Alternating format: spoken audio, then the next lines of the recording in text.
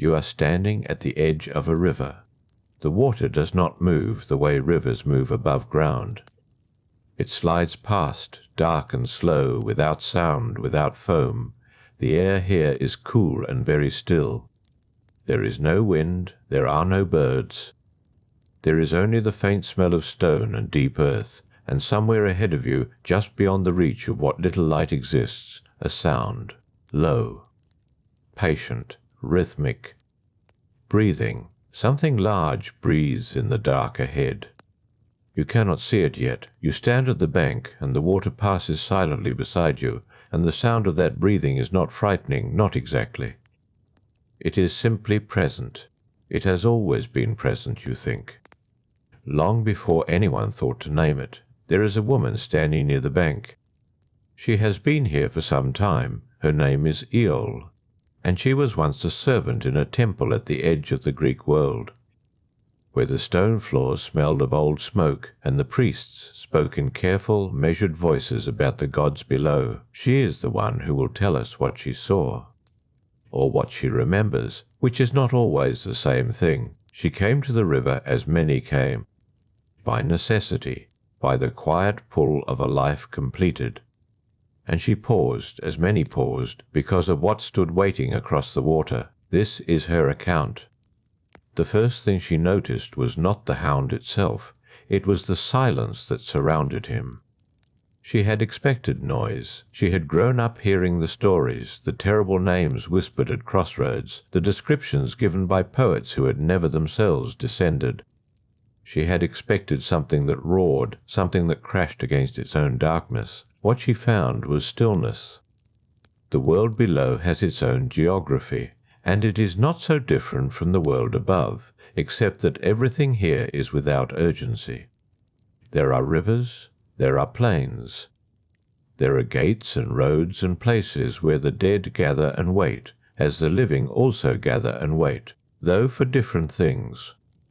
The river Acheron runs wide and grey in this place, thick with the sorrow that drains from the living world above. The river Styx runs deeper and darker still, a boundary that even the gods will not cross lightly, for they swear their most unbreakable oaths upon its waters. If a god swears by the Styx and breaks that oath, the punishment is severe and long. The rivers remember everything. They do not forget. Across the Acheron, the ferryman works.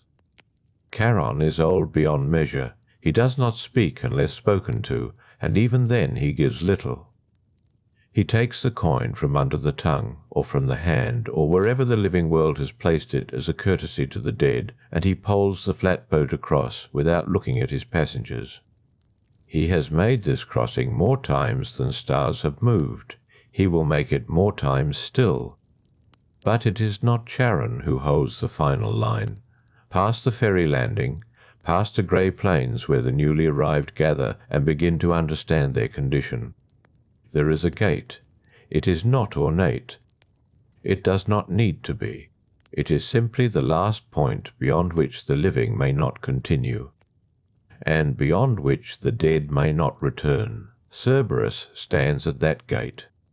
Iole told me she stopped walking when she first saw him clearly. Not from fear, she said.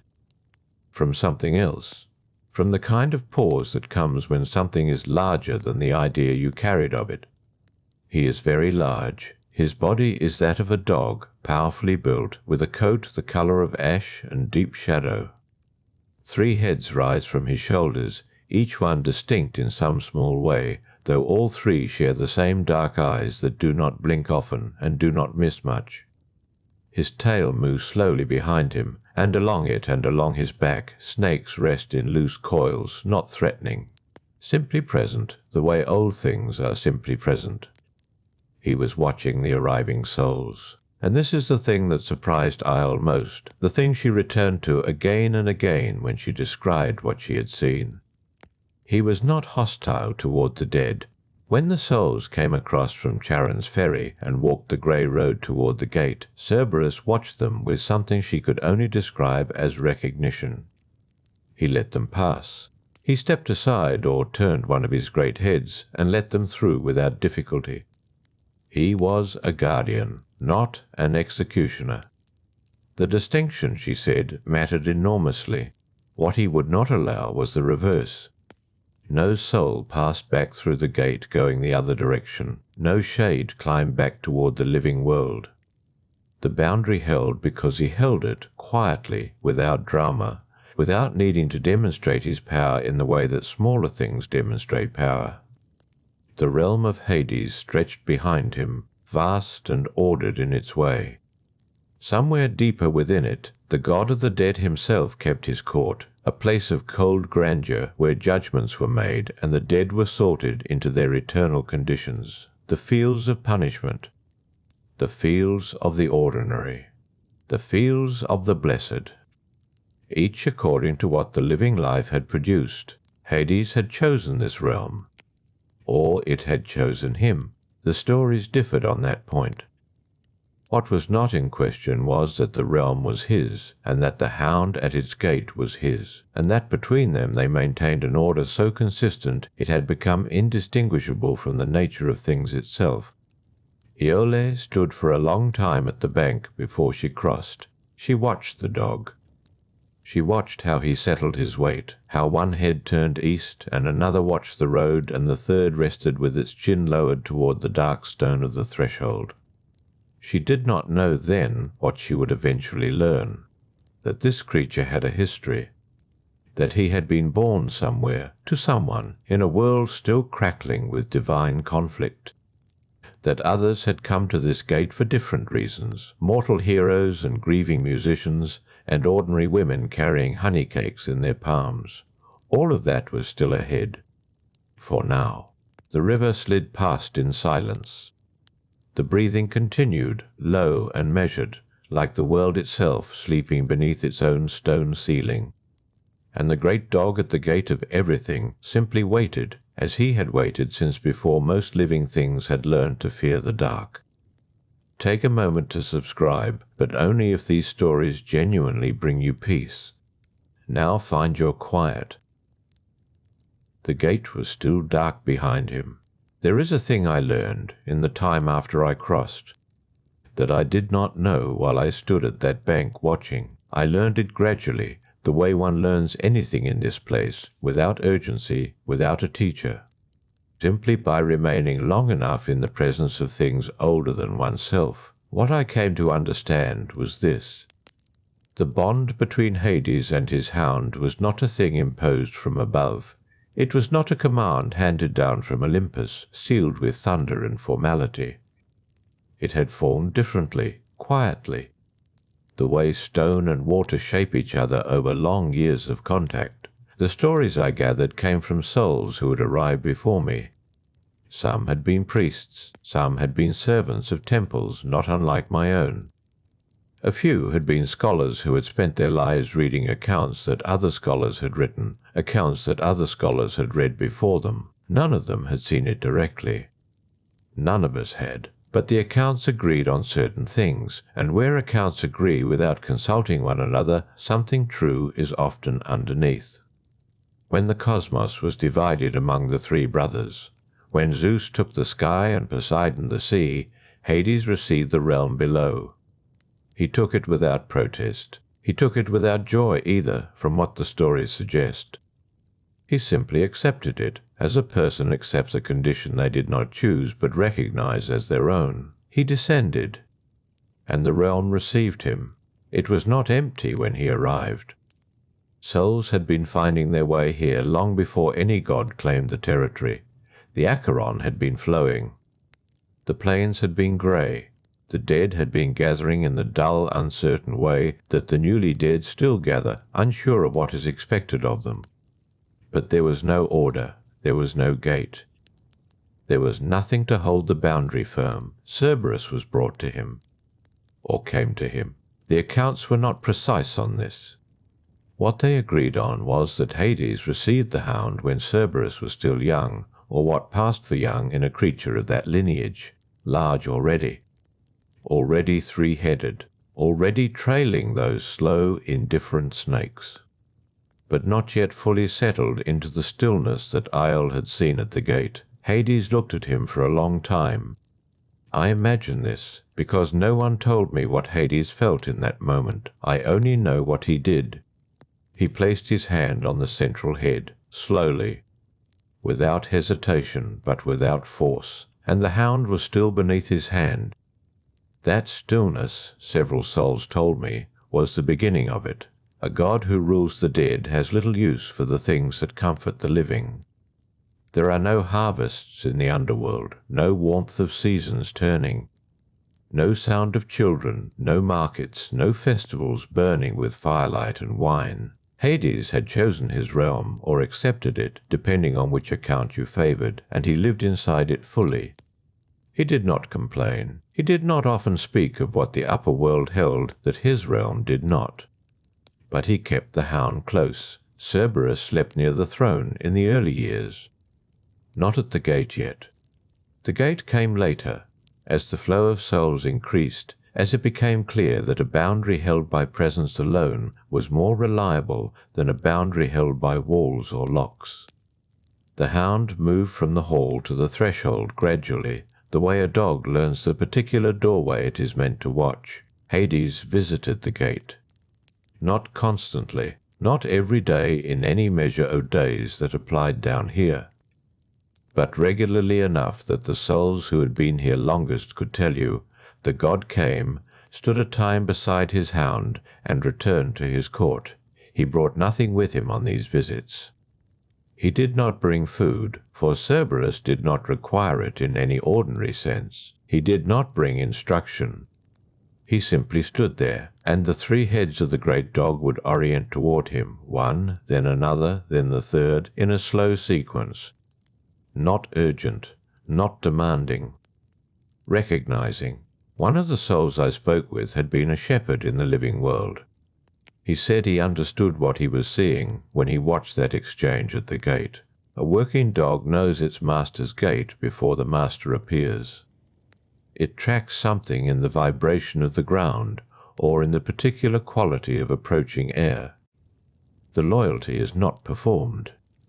It simply is, beneath the surface of everything, the same way roots run beneath visible earth.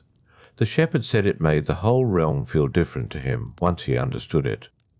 A god who tends to his hound. A hound who knows his god's step.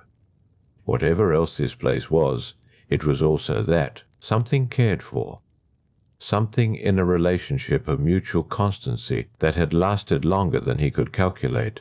I thought of the priests at my temple when he said this. How they tended the hearth fire every morning without comment. How the maintenance of a thing, done daily without ceremony, was itself a form of devotion. Hades did not speak much to the dead who passed his court. He was not unkind. He was simply contained, reserved, in the way that people who have held a great deal of responsibility for a long time become reserved. The weight of it goes inward, but with Cerberus there was no such reserve. I was told that once, in a period before the labours of the great hero, before the musician came, before any of the notable visitors arrived at the gate, the hound had been briefly unwell. One of the snakes along his back had been disturbed by something, some disturbance in the upper world that sent a tremor through the stone floors. Cerberus had been restless for several days by the reckoning of that time. He paced. He turned his head at sounds that were not sounds. He did not rest cleanly. Hades came to the gate and stayed. He did not leave until the hound had settled, until all three heads were lowered and the breathing had returned to that slow, deep rhythm. Only then did the god return to his hall. No one told him to do this. Nothing in the ordering of the cosmos required it. He simply stayed, because the creature was unsettled, and it was his creature, and that was enough. Iole had not known any of this when she crossed. She had looked at the hound and seen a guardian. She had been right, as far as she had seen. But guardianship, she would come to understand, was not the whole of it. The gate held because the hound held it. The hound held it because the god had placed his hand once on the central head, and the stillness had moved between them like something agreed upon without words. Beyond the gate, deeper in, the hall of Hades was quiet. The court continued its slow, ordered business. Souls moved through their particular conditions. The rivers ran. And at the gate, in the cool air that smelled of deep stone, Cerberus watched the road. One head rested. One watched. One turned slowly toward the sound of the god's distant movement in the hall. What I knew of Cerberus in those early months after my crossing was limited to what I could see from the grey plains, a shape at the threshold. 3 heads. The slow movement of snakes along his back. The sound he made, which was not quite a bark and not quite silence, but something between the two that carried across the stone floor of the world. It was only later that I began to understand what I had not seen. I had not known, when I first stood at that gate, that Cerberus was born elsewhere. Not here, not in the deep quiet of Hades's realm, but in the upper world, in a place of rough stone and old shadows, far from any city wall or cultivated field. He had a mother. That was the first thing that surprised me when the older souls spoke of it. Her name was Echidna. Half woman, half serpent, they said, and both halves entirely herself. She had lived in a cave in a region the older souls called Arima, a remote and difficult place. She did not move from it. She did not need to. She was ancient in a way that defied calculation, and she had outlasted most of what surrounded her. His father was Typhon. I had heard that name before my crossing. In the way that people who work near temples hear names without fully understanding them. Typhon was the last great monster of the old age, the last challenger the gods faced before their rule settled into what it became. He was immense. He was fire and storm and the sound the earth makes when it does not intend to hold still. Typhon had fought Zeus himself. The souls who described it to me had heard it second hand or third hand. Accounts passed down through the long chain of the dead who had once been living and had listened to the same stories in firelight and on festival days. The details shifted, but the shape of it remained. Typhon had risen against Olympus with a force that shook the sky. Zeus had met him, and the battle had been terrible, and the earth had cracked in places that did not fully heal for generations. Zeus had won in the end. Typhon was buried beneath a mountain. Some said Mount Etna. Some said only beneath the weight of the sky itself, pressed down into the deep rock by the force of Zeus's final strike. Wherever he lay there still. The tremors that reached us sometimes, felt even here in the stone floors, were said to be him. Echidna had not been destroyed. This was the detail that stayed with me. Typhon fell, but Echidna survived in her cave, and the gods allowed it. Whether from mercy or indifference, or the recognition that she served some necessary function in the ordering of the world, she was left where she was. She had already given birth by then to most of her children. The souls described them to me over time, in pieces. The way one learns anything here, not all at once, but gradually, as different voices add to what earlier ones left incomplete. There was Orpheus, a dog, 2-headed, who had guarded cattle at the far western edge of the world. He was gone before I arrived here. He had been killed in the upper world by a hero's hand, in a story that was not his own but someone else's. There was the Hydra, water serpent, many-headed, regenerating. She had lived near the springs of Lerna, also gone, killed by the same hero who would later come to this very gate, though I did not know that yet. The Chimera, fire-breathing, lion and goat and serpent fused into one creature. She had lived in Lycia and been killed by a young man on a winged horse, the Sphinx. She had asked her question at Thebes and been answered, and after that she had no reason to remain. The Nemean lion. His skin was impenetrable, and he had been killed anyway. The hero who killed him wore the skin after. Each one scattered, each one placed in the upper world, in a particular region, at a particular boundary or crossing point, like markers set by hands too old to name. And each one, when their time came, met an end in the living world. They were mortal enough for that, despite everything they were. Cerberus did not meet that end. He came here.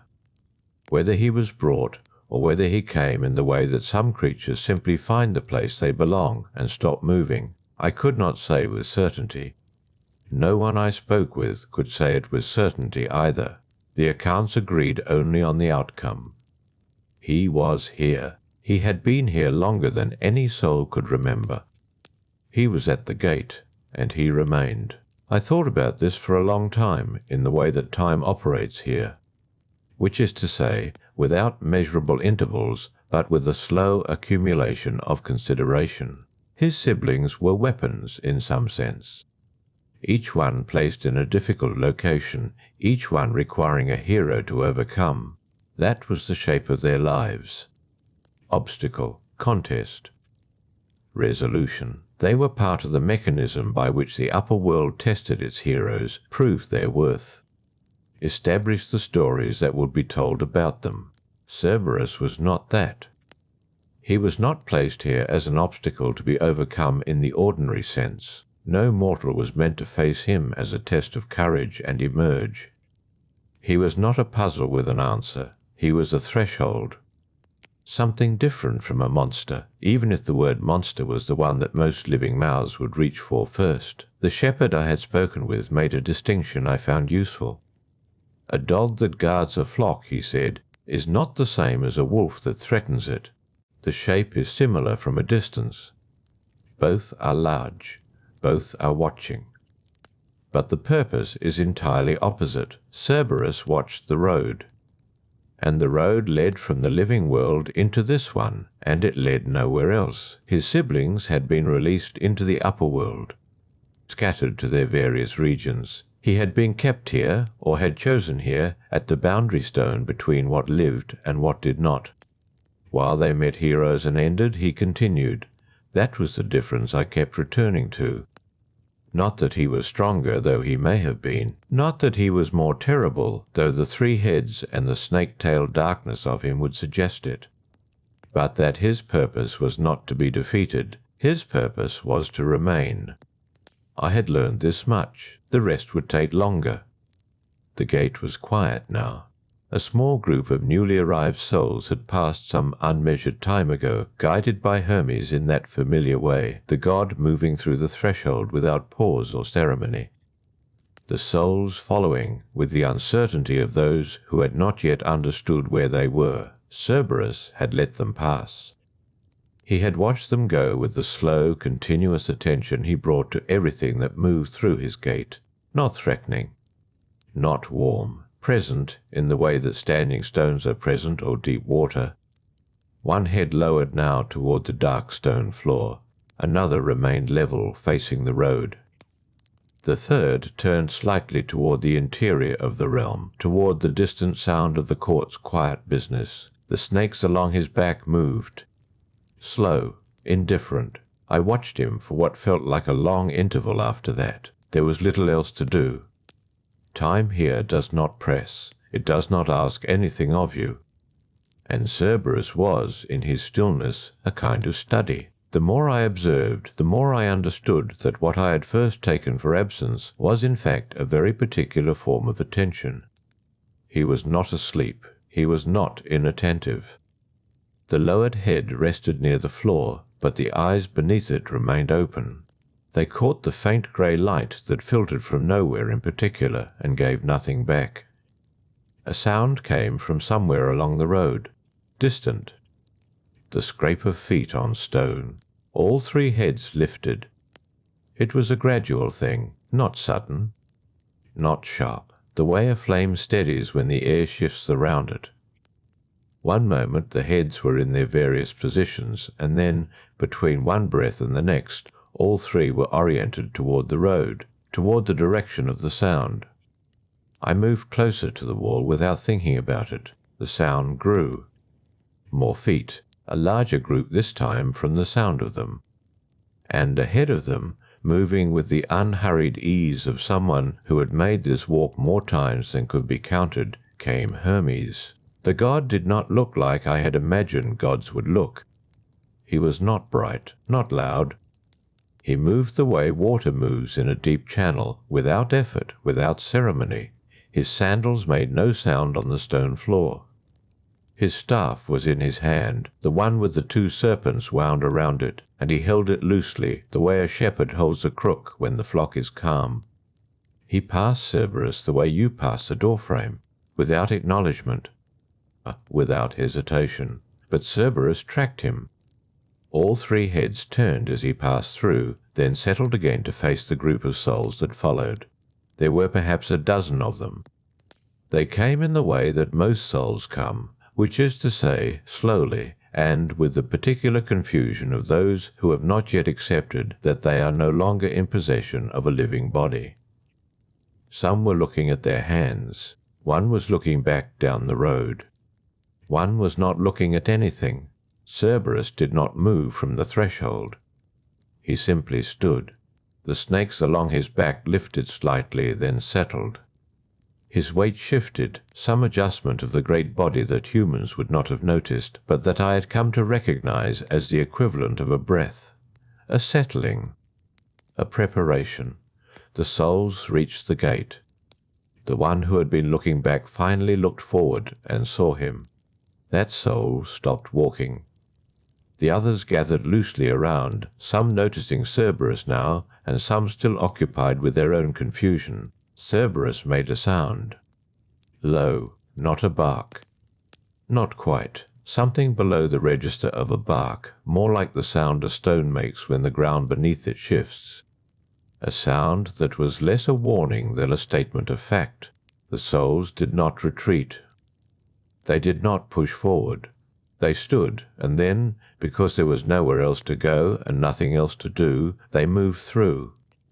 Cerberus watched them, each one.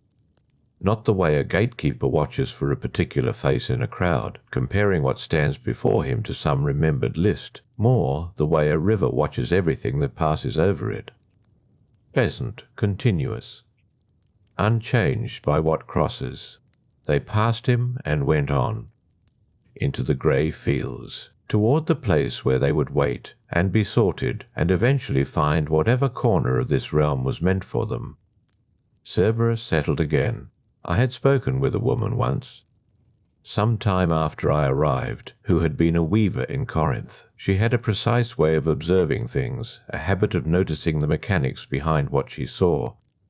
The way a craftsperson looks at finished work and sees the method inside it. She had been near the gate for what she estimated was a long while.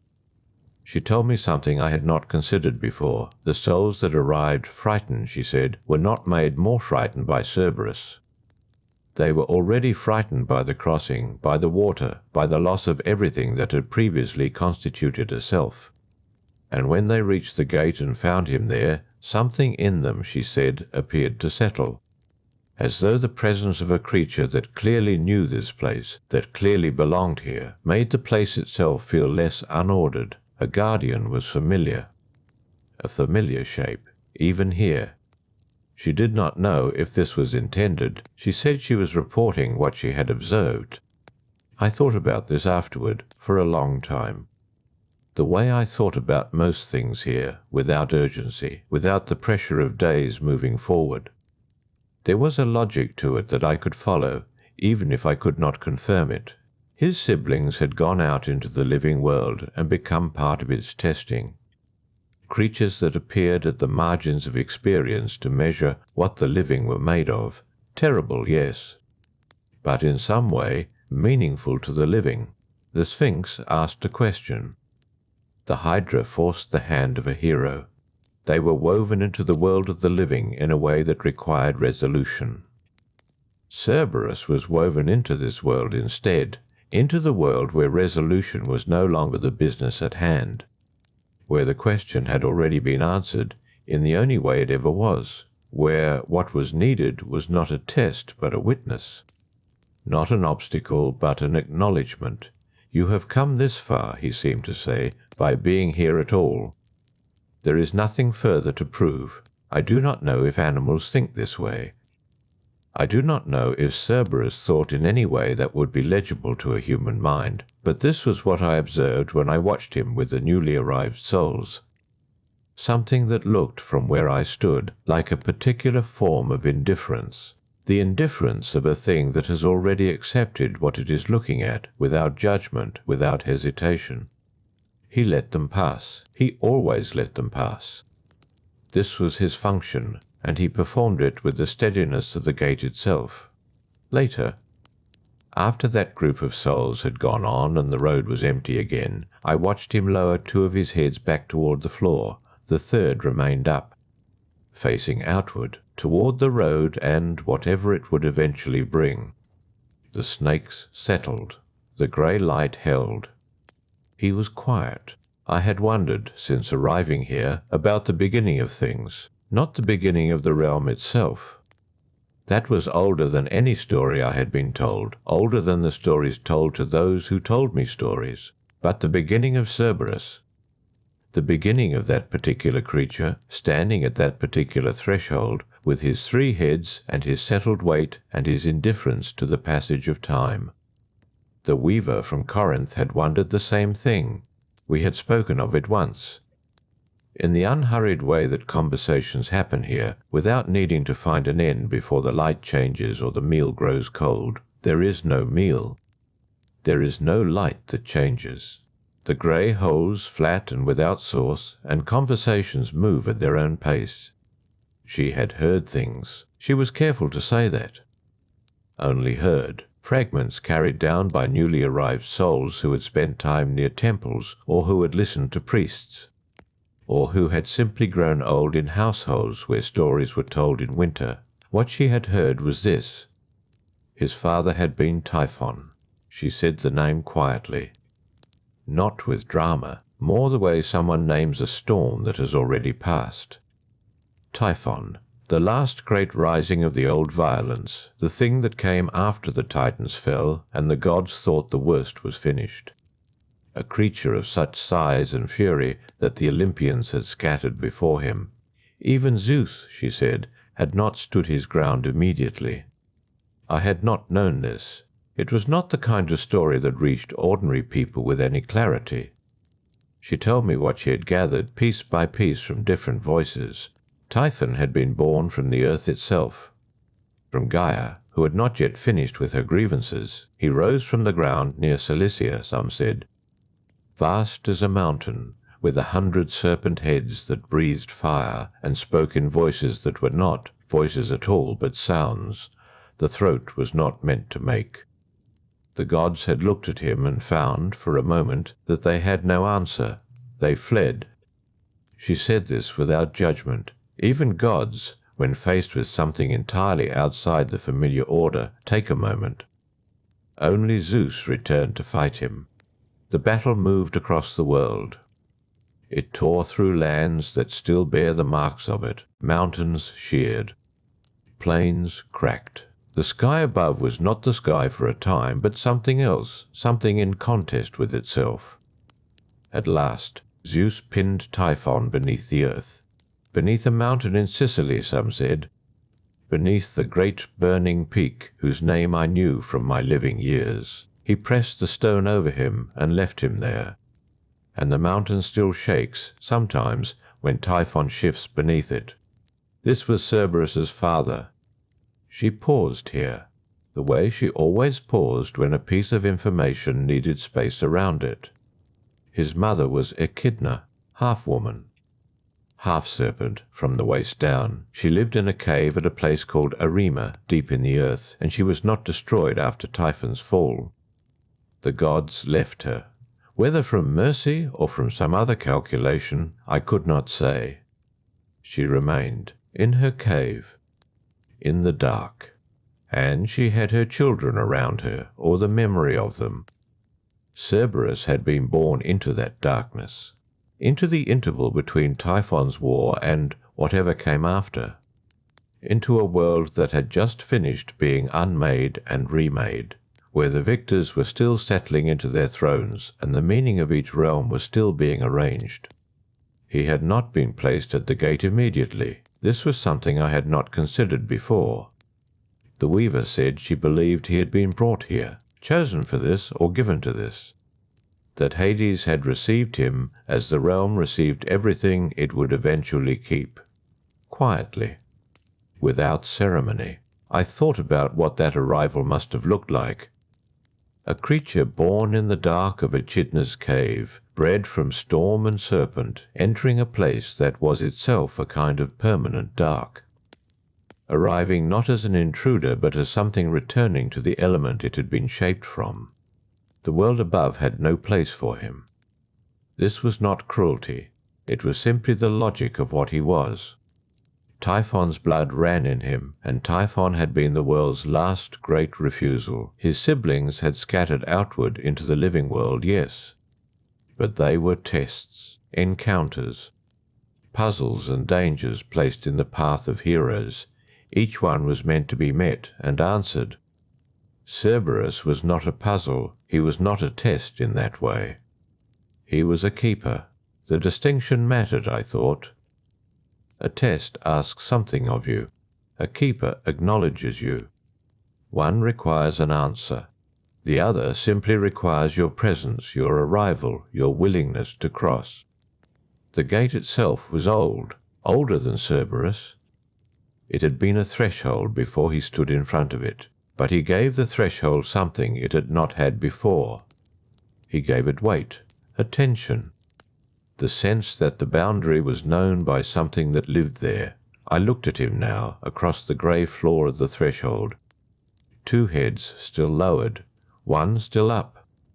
The snakes along his back still. His breathing, which I had learned to read as that slight expansion and settling of his ribs, slow and even.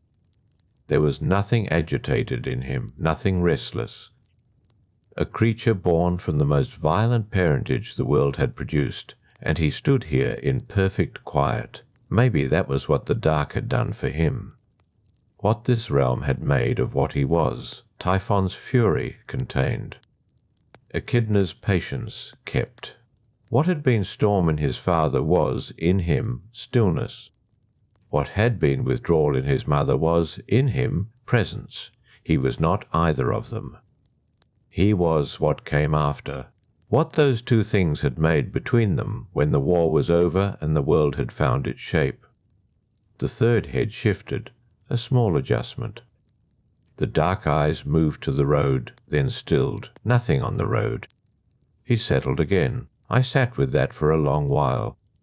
The sound of the distant water, the flat grey light, the quiet of a place where time does not accumulate into urgency, born of the last great violence. Standing at the place where all violence ends, there was something in that I could not fully articulate, but that felt, when I held it, like a kind of sense. The weaver was quiet for a time after that. She had a habit of letting things settle before she moved on. I had come to recognize it, a pause that was not absence but consideration. She would look toward the road or toward the water somewhere beyond the grey, and then she would speak again when the thought had found its shape. She spoke of Orpheus next. I knew the name. Most did, even those of us who had come from small places and ordinary lives. His music had a way of moving through the world. Stories about it arrived in places that had never heard him play. That was the nature of what he could do. Sound that carried farther than sound had a right to. He had come here for a woman, Eurydice. His wife. She had died, and he had followed her down. Not in the way the dead follow. He had come living, with his lyre across his back, and grief in him so deep it had no proper name. She said this without drama. A man came here with a lyre. He was alive. He was mourning. He walked past Charon, who did not stop him. She did not know what Charon had made of him. Whether the ferryman had been moved or simply uncertain, either was possible, she thought. Charon had seen many things cross the water. A living man playing music was unusual. Not impossible, just unusual. He reached the gate. All 3 of Cerberus's heads had been raised, she said. She had heard this from someone who had been near the threshold when it happened. That alignment of all 3 heads was something the dead rarely described. It meant something different from the usual posture, something not yet read, not yet resolved. But then the music began. She said she had not heard it herself. She had arrived here long before Orpheus came. What she knew she had gathered from others, those who had been standing near the road, those who had watched from the grey margins of that open space. The lyre's sound, they said, was different here than it would have been above. Above, it filled rooms. It moved through air that had texture and weight and the press of weather behind it. Here, where the air carried nothing, where there was no wind and no weather and no particular substance to the space, the music did something else. It simply continued. It did not echo. It did not fade. It moved outward from Orpheus and kept moving, through the grey, past the road, into whatever lay further in. Cerberus heard it. She said this plainly. He heard it and he stilled. Not the stillness of vigilance, something else. The 3 heads had been raised. Then, one by one, they had lowered. First one, then another. Then the third, all 3 heads down. The snakes along his back going quiet, his breathing slowing further, if that was possible, past even his ordinary calm. She thought about this for a moment before she continued. She said she had wondered what that meant. Whether the music had done something to him that it would not have done to most creatures. Whether there was something in what Orpheus played that reached past the outer form of a thing and found whatever lived beneath it. Cerberus did not sleep, she said. Not exactly. The word others used was stillness. A depth of stillness that allowed passage. Orpheus had walked past him. Through the gate. Into the realm beyond. I looked at Cerberus across the grey floor. All 3 heads lowered now, as they often were. The snake still. The slow expansion of his ribs. I tried to imagine that other moment. The same posture, but arrived at differently. Not from contentment or the familiar rhythm of the dead crossing. From sound. From a specific arrangement of notes played by a man who had lost something and could not remain on the side of the living without trying. There was something in that I kept returning to. The music had not threatened him, had not challenged him, had not asked anything of him in the way a test asks. It had simply been present. And he had received it. Let it move through him the way the dead moved past him. Without resistance, without alarm. He had been, for that moment, permeable. The weaver said that Orpheus reached the hall of Hades and Persephone, that he played for them, that even there, in the deep interior of this place, the music did what it did. Persephone, she said, had been seen to weep, not with grief exactly, with something that had no more precise name. Even Hades had been still in a way that those who watched him found unusual. They gave Orpheus his condition. He could take Eurydice. She would follow him out. He must not look back. She did not continue past this. Not yet. I understood there was more to the story. Most who came here knew the shape of it. But she had told it only to the gate, only to what Cerberus had witnessed. The rest belonged to the road above, to the space between the living world and this one, to a moment that happened in the light or near it. Cerberus had not followed, had not seen what came after. He had simply stood again. When the music ended and Orpheus moved deeper in, he had returned to his posture, to his watch. The gate held. The boundary held. Whatever grief or outcome followed on the road above, he had no part in it. I found that restful in a way I could not entirely explain. There was something fitting in the limit of his knowledge. He had heard the music. He had let the man through. Beyond that, it was not his to hold. The weaver folded her hands in her lap. She had a way of doing this when a story had reached its natural resting place. Not an end, just a place to pause before the next piece was brought out. Cerberus shifted. The middle head turned slightly left, then returned to centre. The distant water continued its low sound. The grey light held its particular flatness. Nothing on the road. He settled back. I thought of Orpheus making his way here with a lyre and a grief he could not put down. I thought of all 3 heads lowering one by one into that unusual stillness. and I thought that even a keeper, even a creature born to hold the line between what enters and what cannot leave, could be reached, not bypassed. Not defeated, simply reached. The music had not broken the boundary. Orpheus had asked permission in the only language he had, and Cerberus, in whatever way was available to him, had answered. The weaver was quiet for a time after that, not the silence of someone who had finished, the silence of someone deciding where to go next. Her hands remained folded. She looked towards Cerberus, not with any particular expression, just the steady look of someone who had spent long enough in a place to see it plainly. Then she said something I had not expected. She said there were those who remembered him differently.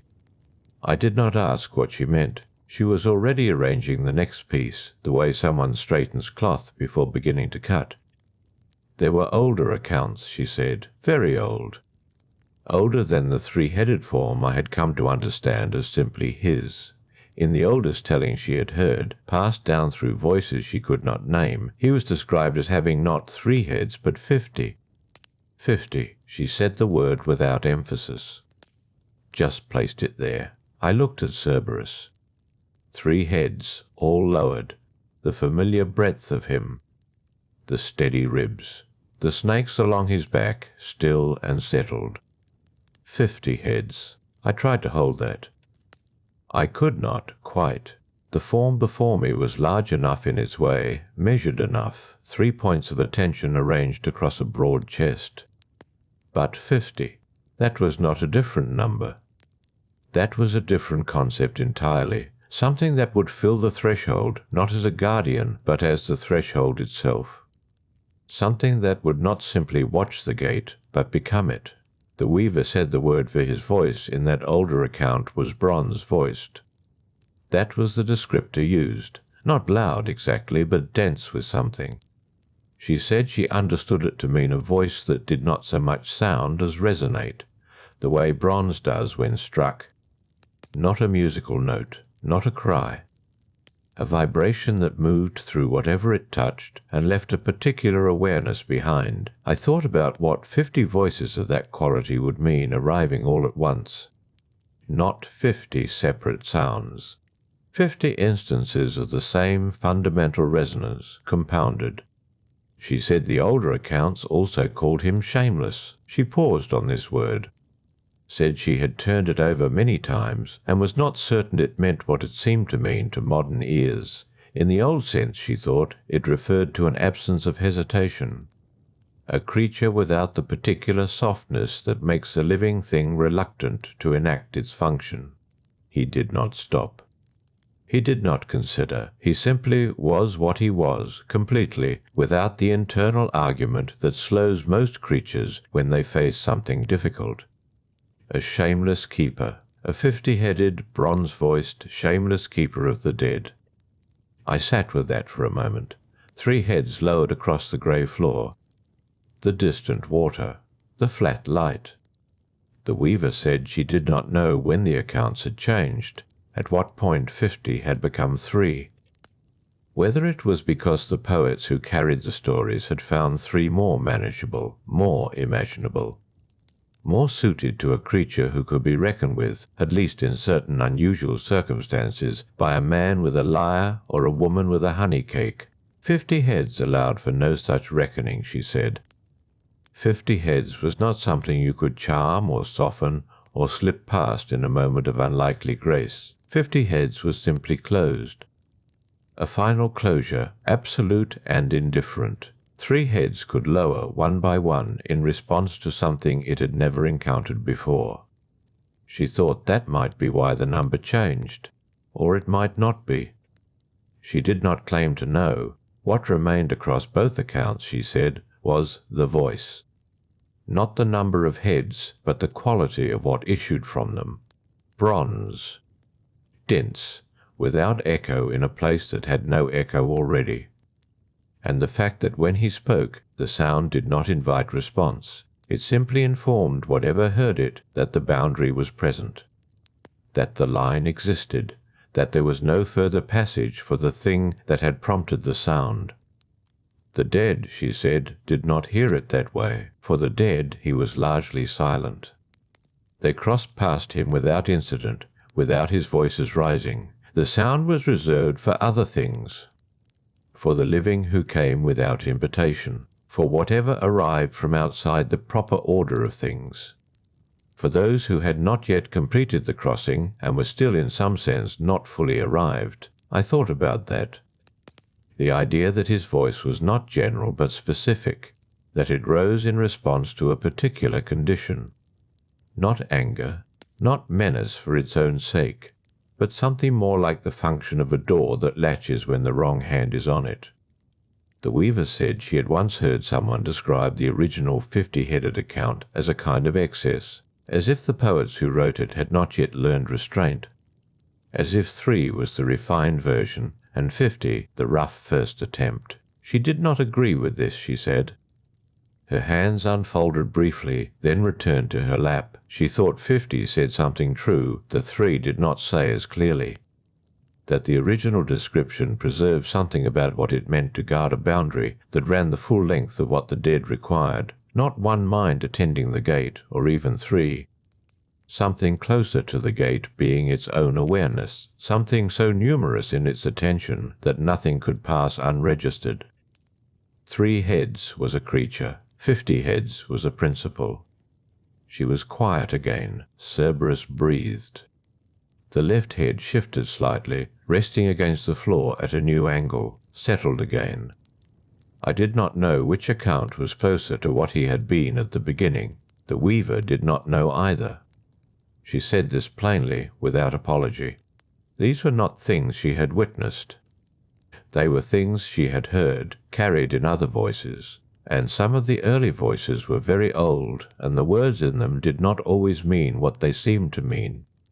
What she knew was what she had seen, 3 heads, snakes along his back, the slow breathing. The heads that lowered when the dead arrived, and the voices that would have risen had anything arrived that warranted it. She had not heard the bronze voice herself. She said this in a way that suggested she was not certain whether that was fortunate or not. The road remained empty. The grey held. Cerberus lay with all 3 heads lowered now, the left one against the floor, the right one turned slightly outward, the middle one straight and still. 3 or 50, the weaver said, almost to herself rather than to me. The function was the same. The boundary held. She looked at him for a moment longer. Then she looked down at her folded hands. Whatever name the old poets had given him, whatever number of voices they had imagined ringing bronze through this grey air, the creature before us had been here long before we arrived, and would be here after we had moved on to wherever the rest of this place carried those who stayed in it long enough. He did not require our accounts of him to remain what he was. The left head rested against the stone floor. The right head turned slightly, then was still. His ribs expanded once, slowly, then held their full width for a long moment before releasing. The weaver said nothing more for a time. Nor did I. After a time, the weaver shifted where she sat. Not much. Just a small adjustment, her hands moving from her lap to the stone beside her, then returning. She looked toward the road. Something was coming, not from the direction of the living world, from deeper in, from the grey that lay behind the threshold rather than before it. I could not see what it was at first. The flat light made distances difficult to judge. But Cerberus raised his middle head, not sharply, just a small lift. The left head remained against the floor. The right head turned inward toward the middle, all 3 oriented now in the same direction. The weaver watched this without speaking. A figure came along the road from the interior. A woman, young or appearing young. She moved without hurry. Her feet made no sound on the stone, which was consistent with what I had observed of the other dead who had passed. She did not look at us. She looked at the ground in front of her, and her expression was not distress exactly. More like someone who had come to understand something large and was still finding places inside herself to set it down. Cerberus did not rise. He watched her approach with all three heads lifted now, the left one finally off the floor, and his breathing changed, not faster, just more present. The way an animal's attention concentrates before it decides whether something requires a response. The woman passed. She crossed the threshold and moved up the road toward the grey that opened beyond. She did not look back. Cerberus watched her until she was no longer visible, and then the left head lowered again. The right head turned outward. The middle head settled. The weaver said, "She has been here before." I looked at her. "She comes and she goes," the weaver said, "not as the others do. There is a passage that opens for her, one that does not open for anyone else." I understood then who she meant. "Persephone," I said. The weaver nodded once. She said that the first time Persephone arrived, it was not as a passage. She arrived the way things arrive when no arrangement has been made for them, all at once. And the world above changed in response to it, though no one below knew yet what had been lost up there. The grain stopped. The ground went hard. Mothers searched without finding. The change moved through the living world like a sound that had no source. Down here, the weaver said, there was an arrival. A young woman who was not dead, but who was fully present, who sat in the hall and ate and became, in the eating, something that was no longer entirely of the world she had come from. Cerberus had been at the threshold for this. She paused, looked at him. He had been here for all of it, she said. The first crossing, and then, when the terms were worked out between what the earth demanded and what Hades held, the second crossing too. The one that went the other direction. I thought about that. The negotiated return, the portion of the year divided, what had been taken becoming something more complicated than a taking. The weaver said that what interested her was not the arrival or the departure in themselves. It was what they made of the threshold. Before Persephone, the gate had one direction. The dead came in. Nothing went back. Cerberus had been placed here with that understanding, and then something happened that required the threshold to hold two kinds of crossing. She did not say this was a contradiction. She said it was a complication. Cerberus had not been given a new set of instructions, she said. No one had explained the change to him. He had simply watched the girl arrive, and then watched her, in time, go back, and then return, and then go back again, year after year. In and out through the boundary he was meant to keep. His function did not prevent it. The weaver considered this. Her hands turned over once in her lap, then were still. She thought this was significant, she said, not because it was an exception to the rule, but because of what it revealed about the rule itself. The gate held. Persephone's passage did not break it. The dead did not flood out behind her. The living did not pour in. The boundary remained what it was, even while she crossed it in both directions. Which meant, the weaver said, that the function was more precise than it appeared. It was not simply that nothing passed. It was that the wrong things did not pass, and whatever Persephone became in the crossing, whatever arrangement had been made for her, she was not the wrong thing. Not in either direction. Cerberus, she said, had understood this. Not as a decision, not as a judgment he made consciously. He had understood it the way a stone understands the weight placed on it, by holding, or by not holding, when what stood on it was something it was built to bear. His ribs moved. I asked the weaver if she thought he knew her. Persephone, if there was recognition when she came through. The weaver was quiet for a moment. She said she did not know what recognition meant for him. Whether he carried memory the way a person carries it, in images and attachments, or whether it was something simpler, a familiarity with the particular weight of a particular crossing, a known pattern among the patterns. But she thought something happened when Persephone came through, she said. The way his head's oriented, the slight stillness in the snakes along his back. They did not settle the way they settled for the ordinary dead. They stayed alert, but without the quality of alertness that sharpened into warning. It was more like attention, she said. The kind you give to something you are glad is returning. She looked at her hands. She did not know, she said, whether Cerberus was capable of gladness. She did not claim to know what moved inside him, but the stillness in him when Persephone passed had a different texture than the stillness that followed the passage of a shade who would not come back. It held differently. It released differently. As if something that had been waiting, without knowing it was waiting, had now arrived. The road ahead was empty again. Persephone had long since moved into the grey interior. Cerberus lay with all three heads down. The distant water sound continued, unchanged, as it had been since I arrived. The weaver said nothing more about Persephone. She said it as if it were a complete account, not because there was nothing more to add, but because what she had said was enough to hold the shape of it. She folded her hands. Cerberus breathed once, long and slow. The left head shifted against the floor, settled into a new position, stayed there. Some time passed after that. Neither of us spoke. The distant water sound moved through the silence like it always did, low and even.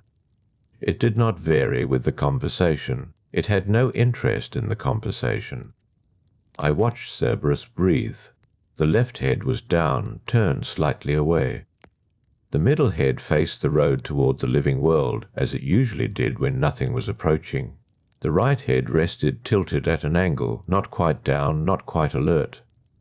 The snakes along his back moved in small, slow ripples, not alarmed, not still, simply present, the way breath is present, continuous and without intention. After a while the weaver reached into the fold of cloth beside her and brought out something I had not noticed before, a small object. She held it in both hands. She turned it once, then set it in her lap. I could not see it clearly from where I sat, but the shape of her hands around it was careful. The way you hold something, not because it is fragile, but because it deserves the attention. She said there were others who had come to the threshold with offerings. Not shades, not the dead who arrived with nothing and asked for nothing, but others.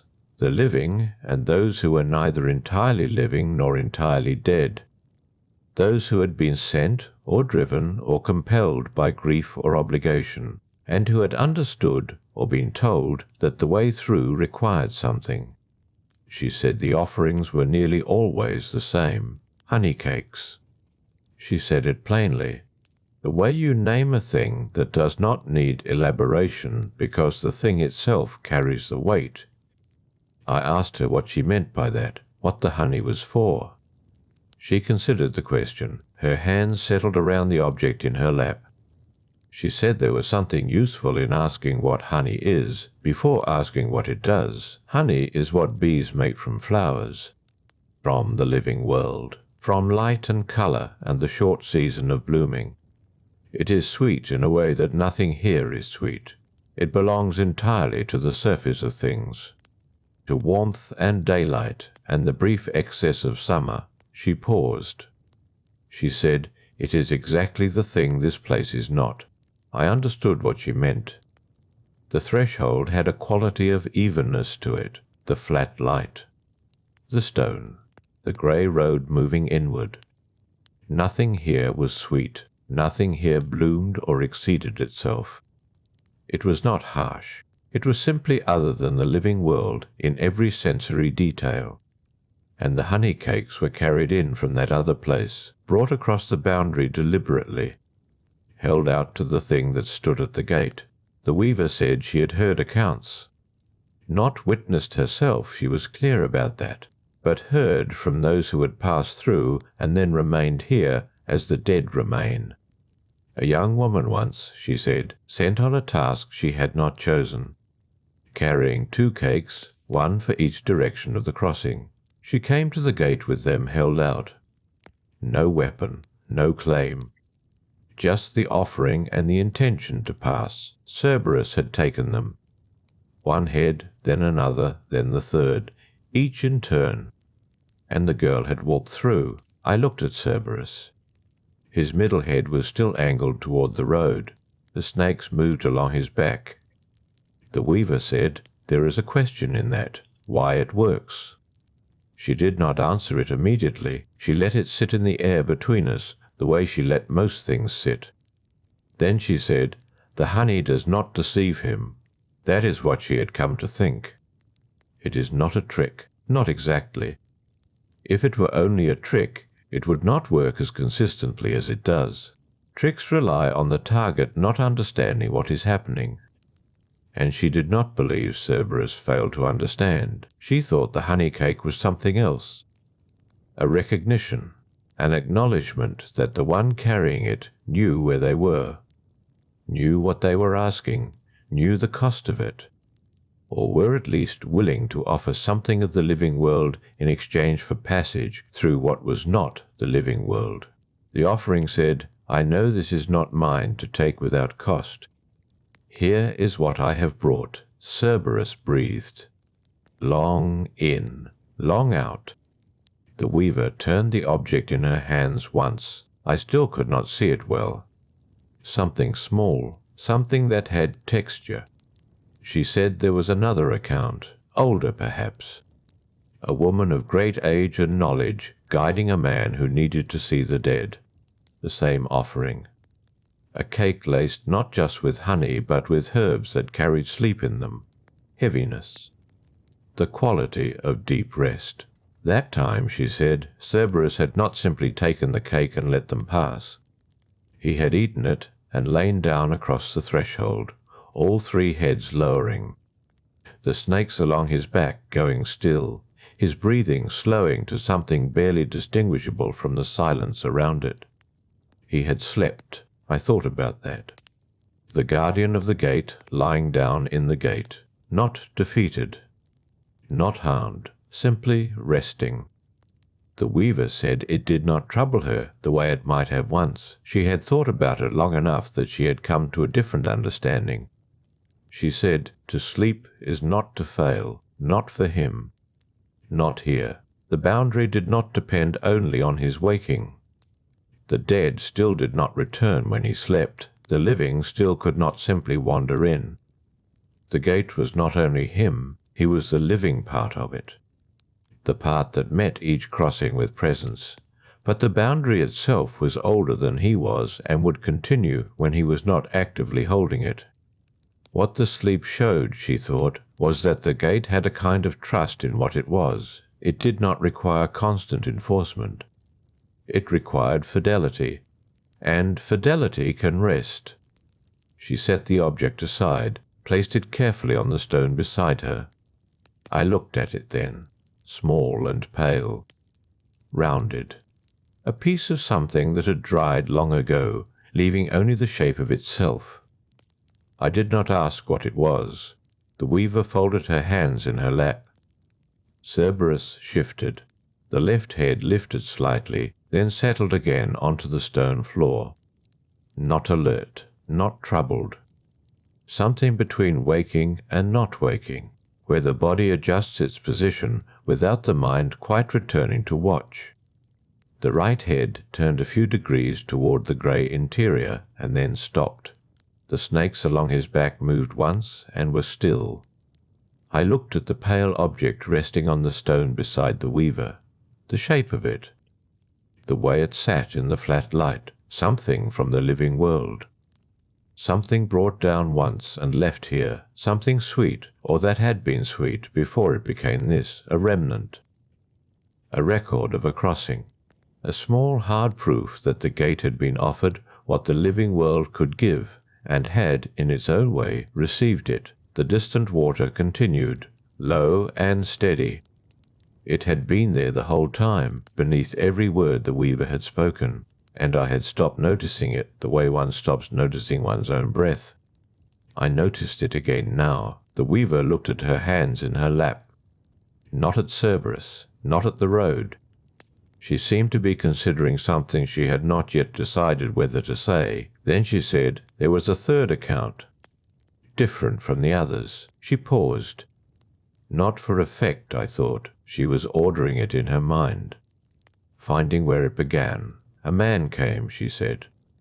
Not carrying honey cakes, not carrying an offering of any kind that had been prepared in the usual way. He came with permission. That was the difference. He came because he had stood before Hades and Persephone themselves and asked to take Cerberus out of the gate, into the upper world. And they had said yes. I looked at Cerberus. His middle head remained forward toward the road. The man's name was Heracles, she said, son of Zeus, strong in a way that had little to do with ordinary strength. He had been set a labour by a king who feared him, the last of many labours. The one designed, some believed, to finally be impossible. Bring back Cerberus, alive, without weapons. She said it plainly, without drama.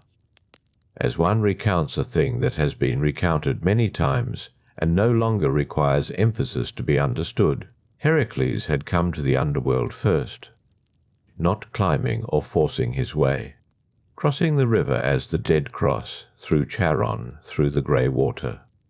He had walked the road. He had come before Hades in the hall beyond the gate and made his request without pretense. Hades had listened. Persephone had listened. There was no shouting, as far as the weaver had heard, no demand. Heracles was not a man who needed to fill a room with sound. He stood in the hall of the dead and said what he had come to say, that he needed Cerberus, that he would use no weapons, that he would bring the hound back when it was done. Hades had agreed, on the condition that Heracles harm him no more than was necessary to lead him out. That condition mattered, the weaver said. It was not a small thing. Hades said no more than necessary, which meant there was an expectation that some difficulty would come, that Cerberus would not simply follow. I thought about that word, necessary. How much is necessary, and who decides? The weaver said she had heard that Cerberus did not go willingly, that when Heracles came back through the hall and approached the gate, Cerberus understood what was being asked. He had stood his ground. All three heads had come up. The snakes along his back had risen. His voice had filled the gate the way nothing else could fill it. But Heracles had not raised a weapon. He wore the skin of the Nemean lion across his shoulders, thick and impenetrable as the beast it had come from, and he had walked forward into that voice. He had reached out, taken hold. The weaver did not describe the struggle in great detail. She had not heard it described that way, she said. What she had heard was the outcome, that Cerberus had fought and that Heracles had held, that the serpent tail had struck at him and the snakes had twisted against the lion skin and found nothing to sink into, that Heracles had not let go. At some point, she said, Cerberus had gone still, not subdued in the way an animal breaks, not injured, but something had shifted. Whether it was the grip or the steady presence, or simply the fact that this was sanctioned and Cerberus at some level understood that Hades had permitted it, she could not say. She could not say. That was honest of her. Heracles had led him up, through the gate, up the long dark passage toward the world above. I thought about the gate with nothing standing in it, the threshold open. No three heads, no voice in the stone. Just the road and the flat light and the boundary continuing on its own, as the weaver had said it could. The boundary is older than he is, she had said. Fidelity can rest. Perhaps that was true of absence too. Cerberus taken away, but the underworld holding, the dead not streaming out. The gate not simply collapsing because the one who stood in it was gone. Or perhaps, I thought, Hades held it himself in that interval. Standing somewhere close to the threshold, attending to what had been temporarily removed from his care, I did not ask the weaver which she believed. She said he was brought back. When the task was finished, Heracles returned him. Hades received Cerberus again, and Cerberus returned to the gate. She said it without ceremony. Returned. as one returns a borrowed thing to its proper place. Cerberus moved. The right head lifted from where it had been resting and turned toward the interior of the realm, then back. Settled again. The snakes along his shoulders rippled once and quieted. His breathing was long and even. I watched the middle head, still angled toward the road, still facing what came from the living world, a posture he had held before Heracles came and held now after. Before the permission was granted and after the return, the same road, the same grey light, the same distant sound of water. The weaver said, "What I have come to think about that account is that it tells us something about the nature of what he is, not a lock. A lock cannot choose to hold or release. A lock only holds until it is forced." He held, she said. Heracles used no weapons, and still he held. He did not yield until something larger than his resistance was in play, permission from Hades, the terms of a sanctioned labour, something that did not ask him to fail his purpose but temporarily suspended it. She looked at Cerberus for a long time without speaking. Then she said, "I do not know if he remembers it. I do not know what he carries from that crossing." She picked up the pale object from beside her, turned it once in her fingers, set it down again. "What I know," she said, "is that he came back to the gate. That seems to me the part that matters. Not the leaving, the return." The water moved somewhere in the dark below us, patient and indifferent. Low and even and continuous, Cerberus breathed. The pale remnant sat in the flat light on the stone, round and dry. A record of something offered and accepted long before this conversation, long before I had come to sit beside a weaver at the threshold of everything. The middle head of Cerberus angled forward, watching the road, waiting for what would next come down it from the world above. The weaver sat with her hands in her lap, not weaving now, just still. I had not seen her still before. She was always turning something, adjusting something, fingers moving even when she spoke.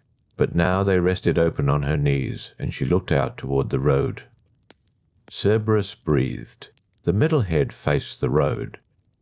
The snakes along his back were flat and quiet. I asked her, finally, how she had come to know so much of it. The Heracles account, the details she had described with such care. She said, "I have been here a long time. Souls pass through. Some of them witnessed things before they came down. Some of them were present for events that I was not. I have listened. I have arranged what I heard into a shape I could hold." She picked up the pale remnant again, did not look at it, held it without examining it. "A long time," she said. "You gather knowledge the way stone gathers moss, not by seeking it, just by staying." I thought about that, about what it meant to have stayed here long enough to accumulate other people's memories, other people's witnessed moments layered over her own, until it was difficult to say where one ended and another began. Cerberus shifted. The left head, which I rarely saw move, turned slightly toward the interior of the realm, then back. It seemed to find nothing of interest in that direction and returned to its resting angle. 3 heads, I thought, 3 separate watches. Did they ever disagree about what required attention? I did not ask that aloud either. The weaver said, "I want to tell you about the passage itself, not the struggle. We have spoken of that, but the passage up through the dark. What I was told of it." She set the pale remnant down. She smoothed the front of her garment with one hand. "Heracles did not carry him," she said. "He led him. There is a distinction." I understood she meant the distinction mattered. She said, "Cerberus walked." That was what I was told. He was held, and he walked. Up through the long corridor that leads from the gate toward the upper world. The air changes as you rise. It grows warmer. There is more weight to it, more smell. Light begins to reach down from somewhere above, though it is still far off. And Cerberus walked through all of that. She paused. She said, "I have been told that he did not make a sound during the ascent. After the struggle at the gate, after the moment when something shifted and he went still, he was quiet. 3 heads. No voice, just the sound of stone underfoot and the warmth increasing and the light growing above them. I tried to imagine it, the passage upward. The long, dark narrowing toward something the hound had never seen. Because he had not seen it, I thought. Whatever Cerberus was before Hades received him, however he had come to the gate, the upper world was not a place he had moved through. He had stood at the threshold. He had faced the road that came down from that world, but he had not gone up it. The weaver said, "There is a place in that passage where the light is enough to see by, not daylight yet, but real light, the kind that comes from something burning above the world." And when Heracles and Cerberus reached that place, the hound stopped. She said it plainly. He stopped. Heracles had to wait. I thought about Heracles waiting, the strongest man who had ever lived, who had held Cerberus through the struggle at the gate, who had not let go. Waiting in the half-lit passage while the hound stood still. What did Cerberus do? I asked. The weaver said he stood and looked up at the light, all 3 heads. Not toward the living world, not toward the road he had watched for so long, upward. At the source. She let that sit for a moment. She said, "I do not know how long they stood there. The one who told me did not know." The account had passed through several people before it reached me. That part of it had grown vague. What remained was the image, 3 heads. Looking up, I looked at Cerberus now, at the threshold. Middle head forward, the road ahead. The flat grey light that reached only so far down from whatever lay above. He had looked up, I thought. Once in that passage he had looked at what the light came from and stood still long enough that even Heracles had waited, and then he had continued up, into the full light, into the world above. The weaver said the account of what happened there was told differently by different people. What most versions held in common was the light, the full sky, the open air, all of it at once, pressing down on him, and the foam that formed along his jaws as he was brought into the sun, falling to the earth below him, soaking into the ground. She said, from that foam, they say, came aconite, wolfsbane, the plant that poisons, growing up from the place where his saliva met the soil of the living world. She was quiet. I thought about that, about what it meant for something of his body to take root in the upper world. He had not wanted to go. He had held at the gate, and still a part of him had passed into that soil, a plant that grew in dark places. That bore a name half his own, not a gift, I thought, not an offering, something that came from him being somewhere he was not meant to be. The weaver said Eurystheus saw him. That was the purpose of the labour, to bring Cerberus before the king who had set the task. Eurystheus looked at Cerberus in the full light of the upper world and was so afraid that he hid. A king who had commanded this, she said, who had sent Heracles into the underworld for this purpose. And when Cerberus stood before him, he hid. There was no judgment in her voice. She said it as a fact. Cerberus breathed beside us. In, out, long and steady. The weaver picked up the pale remnant, turned it once, set it down. She said, "What I have thought about, in the long time since I heard that account, is what Cerberus was during those moments in the upper world. He was not at the gate. He was not guarding anything. He was not in the dark. He was in the light, in a world that had no use for him and no place for him, among living things, under a sky." She paused. The water moved somewhere below us. Low and patient, she said, "I do not know if that was a loss or simply an interval. I have not been able to decide." He came back. Heracles returned him, and Hades received him, and he came back to the gate. But he had stood in the passage, she said, and looked up at the light.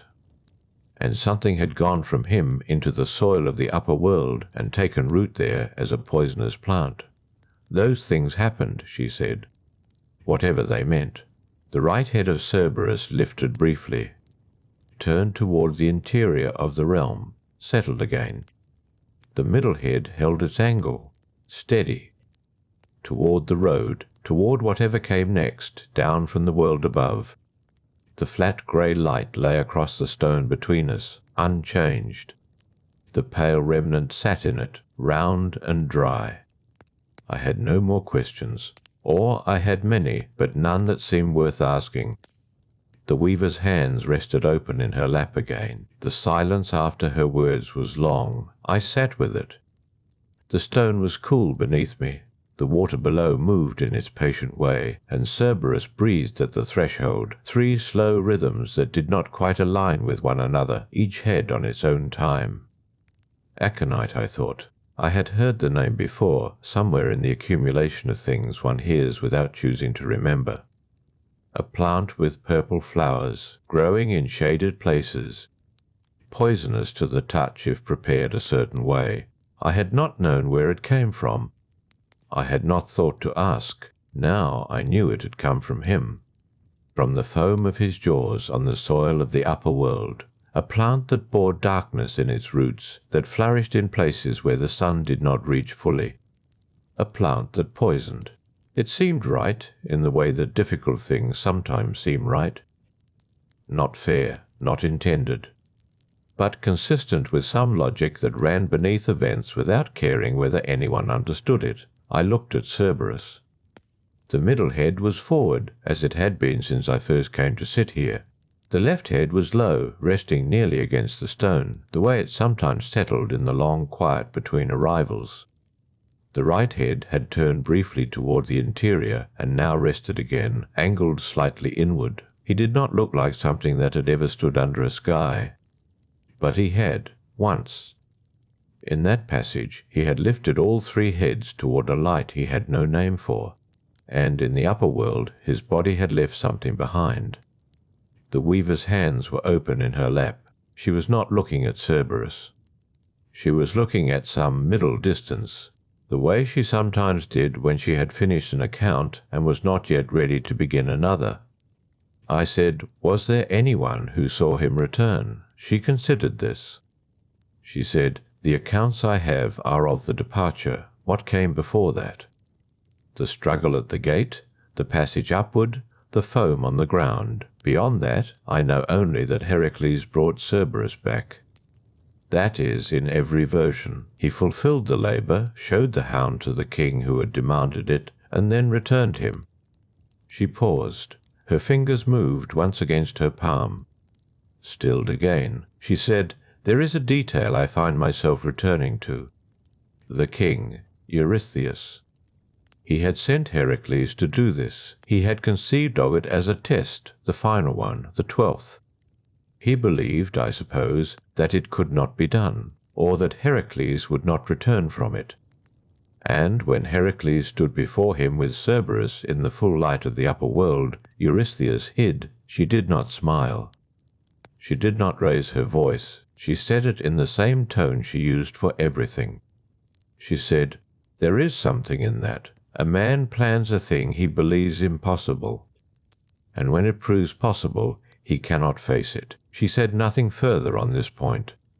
She did not need to. I thought about Eurystheus in whatever room or courtyard he had retreated to. The sound of his own breathing. The knowledge that the thing he had summoned was standing outside, in his world, where such things did not belong. I thought about what it meant to be afraid of the answer to your own question. Cerberus breathed. In, out. The left head shifted very slightly, settled. Something about the chamber felt different in this moment, though I could not name why.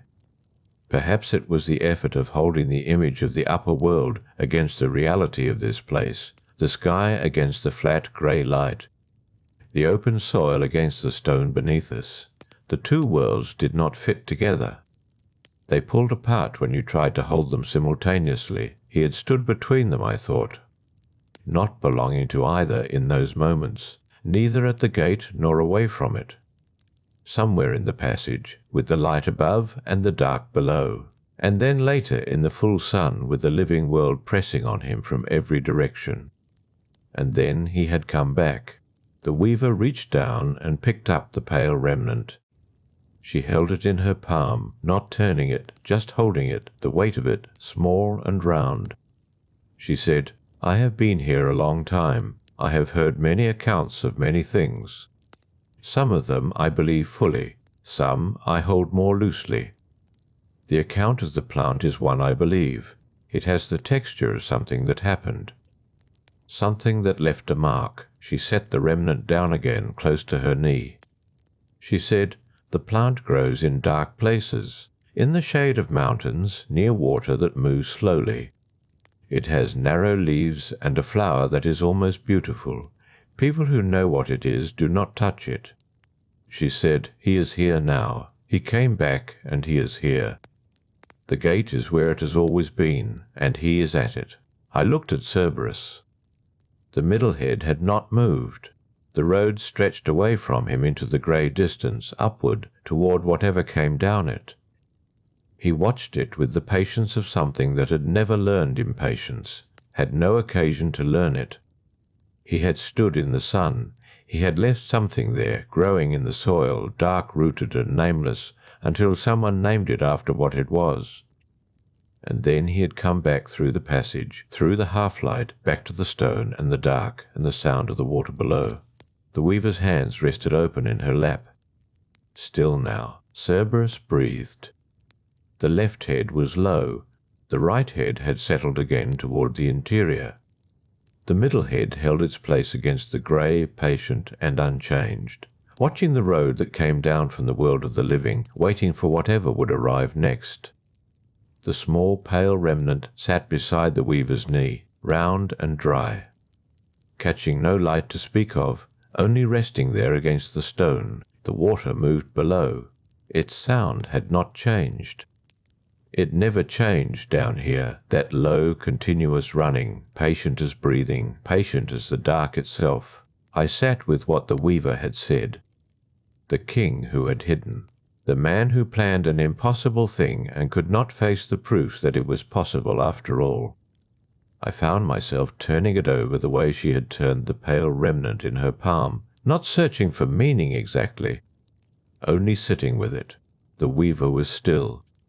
Cerberus breathed, the left head low, the middle head forward, the right head angled inward as it had settled after turning briefly toward the interior. 3 separate rhythms, unhurried, each on its own time. I asked her when Heracles brought him back, was there a ceremony? Was there a receiving of some kind? She considered this. She said, "I do not know the form of it. I know that Hades received him. That is in what I have. Whether there was ceremony or whether it was simpler than that, I cannot say with confidence." She looked at Cerberus. Her gaze was not sentimental.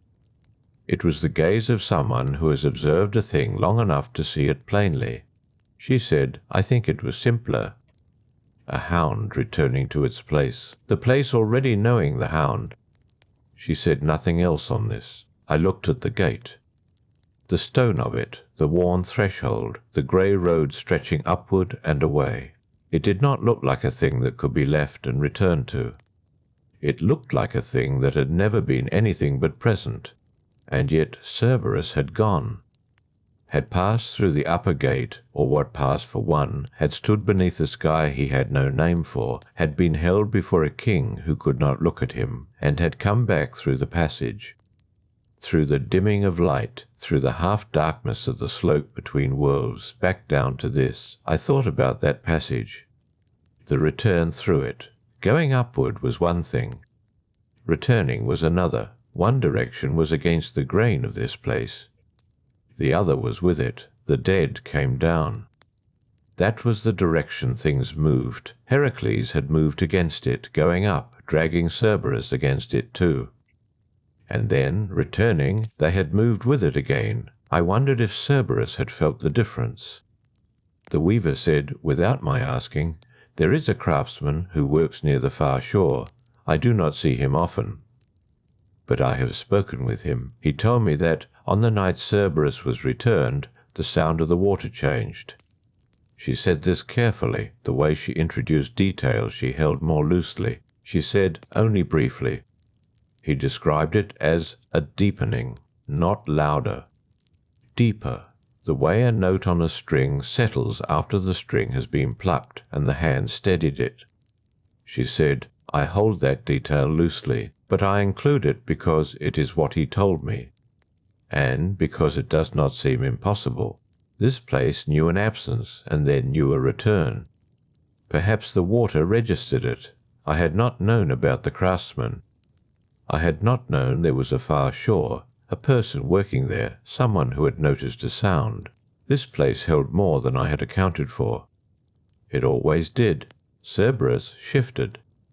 The left head lifted slightly from its low position, turned in a slow arc, then settled again, lower than before. The middle head did not move. The right head remained angled toward the interior. 3 separate recognitions, or non-recognitions.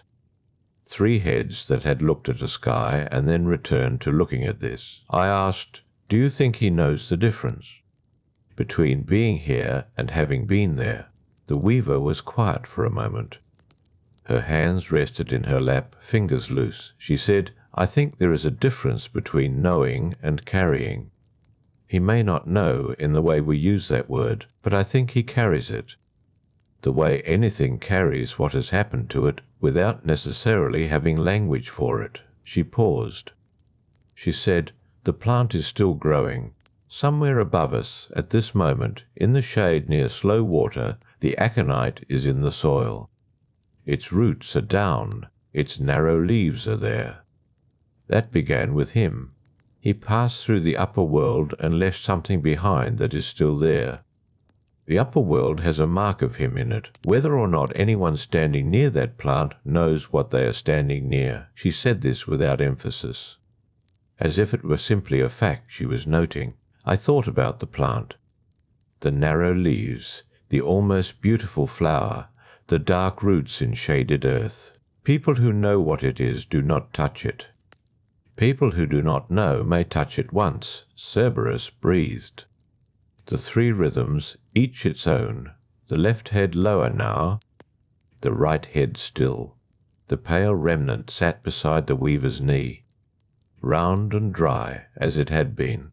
It caught no light. The stone beneath us was cool. She said, he fulfilled it.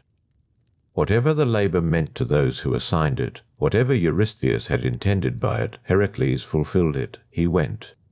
He wrestled the hound. He brought him upward. He showed him to the king. He returned him.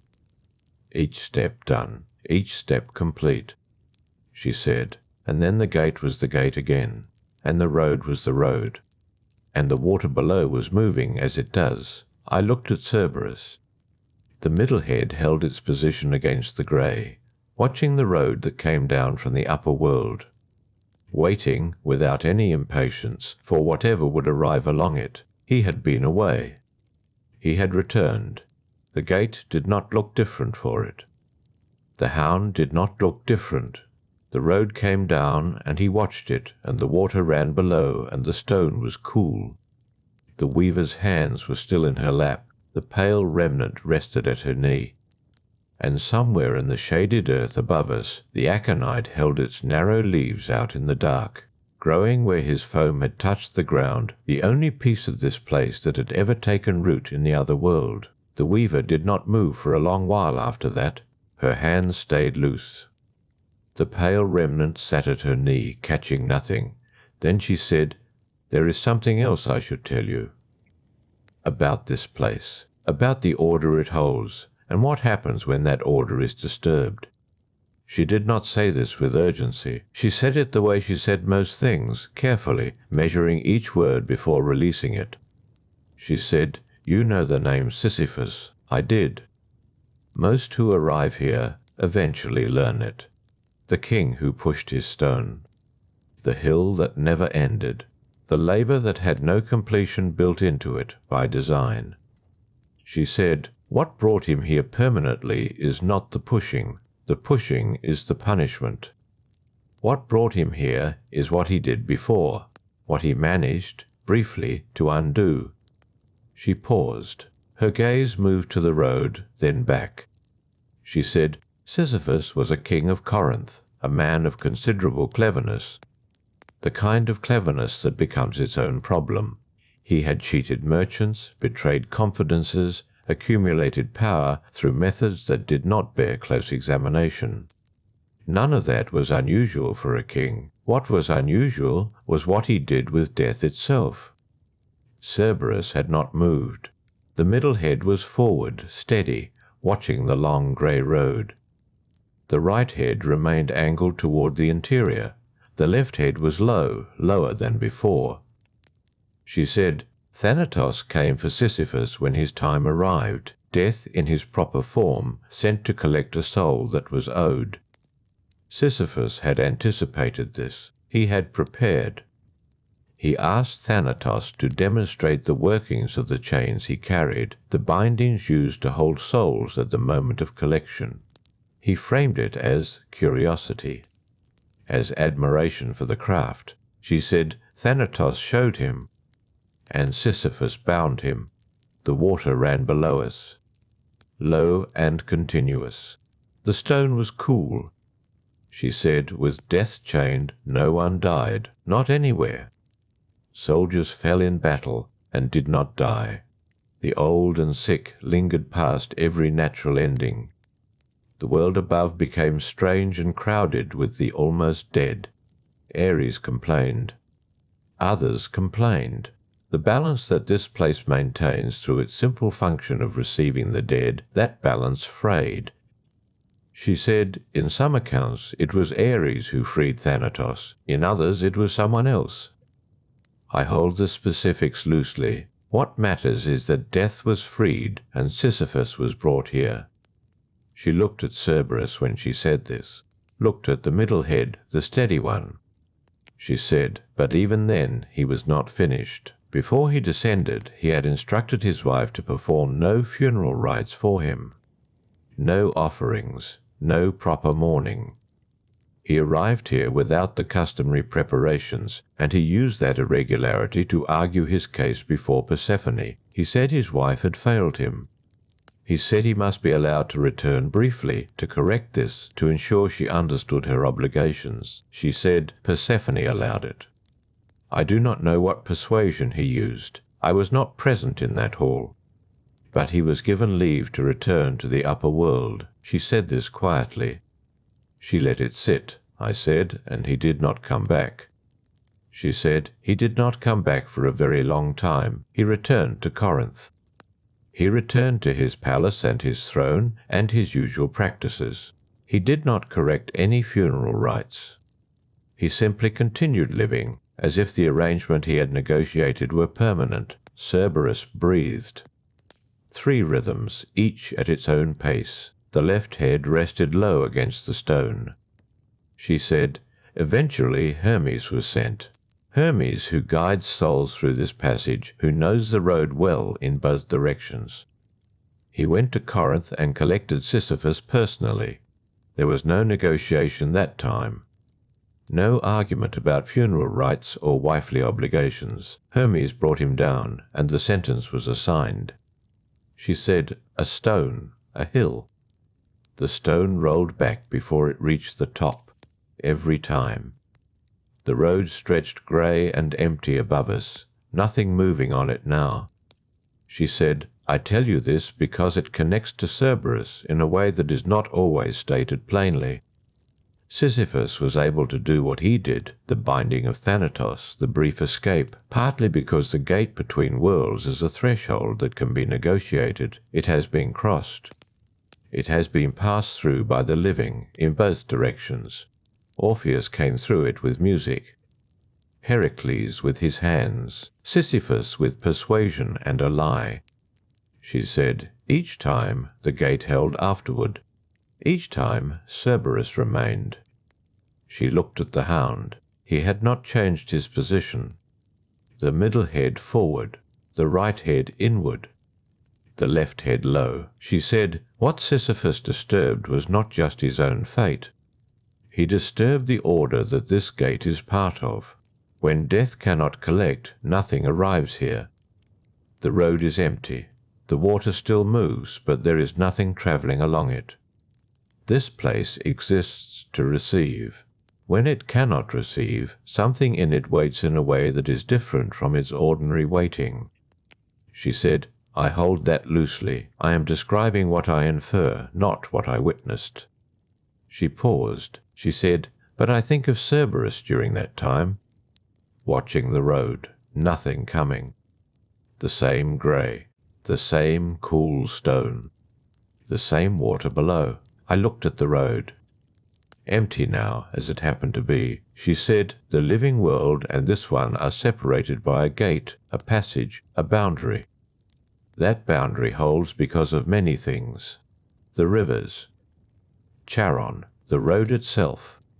But Cerberus is part of it. He is not a wall.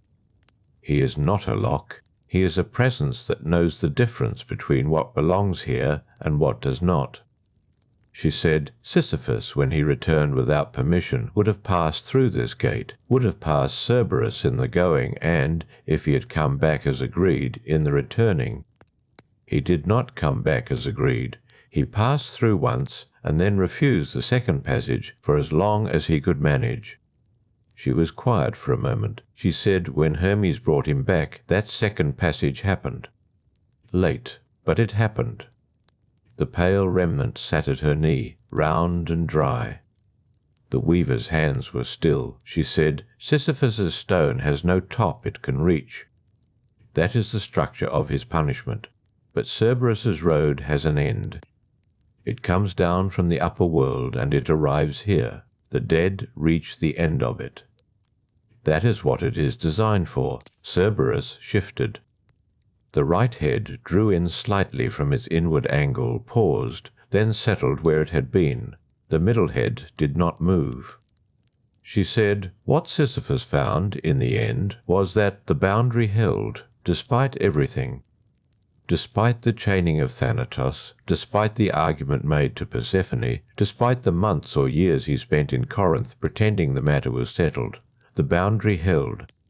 Hermes came. The road received him. She said this without satisfaction. She was not pleased by it. She was simply noting it, the way she noted the direction of the water, the way she noted the aconite growing in the shaded earth above. The road was grey and still. Nothing on it. Cerberus watched it. The left head rested low against the stone, barely lifted. The middle head was forward. The right head held its angle. 3 heads that had seen souls arrive past counting. 3 heads that had seen the living come through on their strange errands, their griefs and their labours and their clever arguments. 3 heads that had seen the order disturbed and then restored. The water ran below. The stone was cool. Somewhere far from us, near the far shore, the craftsman worked at whatever he worked at. Perhaps he heard nothing now. Perhaps the water carried its ordinary note, undisturbed, the same sound it had made before Heracles came, and after he left and through all the long time Sisyphus spent in Corinth refusing to return. The weaver's hands rested loose in her lap. The pale remnant sat at her knee, dry and still. She said, the stone never reaches the top, but Hermes always finds the one who has tried to leave without permission. Both of those things are true at the same time. This place keeps what comes to it. That is its function, and nothing has permanently altered it. She stopped speaking. Cerberus breathed, left head down, middle head steady at its watch. The road came down from the upper world and arrived here, as it had always done, as it was doing now, as it would do for the next soul, and the one after, arriving in their own time, each one finding the threshold exactly as it had been left. The silence after she stopped speaking settled the way it always did here, not heavy, not empty, just the stone and the water and the grey overhead unchanged. After a time she reached down and touched the pale remnant at her knee, not lifting it. only resting her fingers against it briefly, then withdrawing. She said, "There was another one." I waited. She said, "A young woman." She came alone, no guide that I could see, though someone must have advised her, because she carried what you carry when you know what to expect. She glanced at Cerberus. He had not moved. Middle head at its watch, left head down against the stone. The right head had shifted slightly, drawn toward the gate's interior, then back. She said she came down the road from above, walking carefully. The kind of careful that comes from instruction, not from fear. There is a difference. The frightened walk as if the ground might not hold. She walked as if she was counting steps, as if someone had told her precisely how many, and she intended to arrive with the number correct. I asked if the weaver had witnessed this herself. She said, "I saw her arrive at the gate." What I know of why she came, I was told later, by others here who had heard it told. The girl's name was Psyche. She had been set a task by Aphrodite, and part of that task required her to come here, to this place. To pass through. She paused, choosing her words. She said, "Aphrodite did not want her to come back. That is what I was told." The task was designed to be the end of her. You do not send a mortal girl into the underworld expecting her to return. You send her because you expect the dark to keep her. The water moved below, low and continuous. No change in its note. She said, but the girl had received counsel. Someone or something had spoken to her before she descended, had told her what to bring and what not to do, and how to pass through what she would find along the way. The counsel included Cerberus. She looked at the hound again. She said she carried 2 cakes, barley and honey. One for the going and one for the returning. She knew she needed both. She knew what they were for. I looked at Cerberus. The middle head was forward, jaw resting in its watching angle. The left head lay low, the breath of it just visible in the slight movement of the fur along his neck. She said, when she reached the gate, she held out one of the cakes. She did not hesitate, as far as I could see. She held it out, and Cerberus took it. All 3 heads took their portion. That is how it was described to me, and that is how I relay it. I cannot confirm the detail of each head. I can only tell you that he took what was offered, and she passed through. A quietness settled after she said this. She said, Aphrodite had sent her expecting the underworld to do what it does, to receive and keep. But the girl came prepared to negotiate the passage, not to force it. She brought the right thing. She offered it. Cerberus accepted. I thought about that distinction. Heracles had used his hands. Orpheus had used music. Sisyphus had used words and a lie. Psyche used what the council had told her to bring, honey and grain. The simplest offering. She said, what Psyche understood, or what whoever advised her understood, was that Cerberus is not simply a barrier. He responds to what is brought to him. The music moved him. The strength of Heracles subdued him. The honey cake satisfied something in him. He is not one thing that can only be approached one way. He is present in a way that can be met. She said this carefully, measuring it. She said, I offer that as an observation, not a conclusion. I do not know what Cerberus experiences. I do not know what the music was to him, or what the taste of honey was. I only know what was done and what followed. Cerberus breathed. The right head settled back toward its inward angle. The middle head held. She said she completed her task. She went into Hades's hall, and she did what Aphrodite had sent her to do, and she came back out through this gate. She passed Cerberus twice, once going in, once coming out. The second cake I understood. One for the going, one for the return. She said she came back through here carrying what she had been sent to collect, something from Persephone, sealed. She had been told not to open it. I was told she opened it anyway, further along, past this gate and up the road towards the living world. She shook her head slightly, not with judgment, only noting it. She said, "What happened after that is not mine to know. What I know is that she passed through this gate, twice, with what she was told to carry, and Cerberus received what she offered, and she went through. The road above was still, grey stone going upward until it was no longer visible." She said, "I think of the two cakes as the clearest example of someone preparing for this place correctly, not trying to overpower it, not trying to charm it past its nature, bringing what fits, giving what is appropriate to the threshold, and asking to pass." She touched the pale remnant at her knee again, the same brief contact, fingers resting and withdrawing. She said, "The girl was mortal. She walked this road alive. She passed this gate and came back through it. The gate held after. Cerberus remained. She looked at him. The middle head had not moved since she began speaking, patient in its angle, watching the grey road above. She said, what Psyche brought was small enough to hold in two hands. But it was the right thing. The boundary recognized it.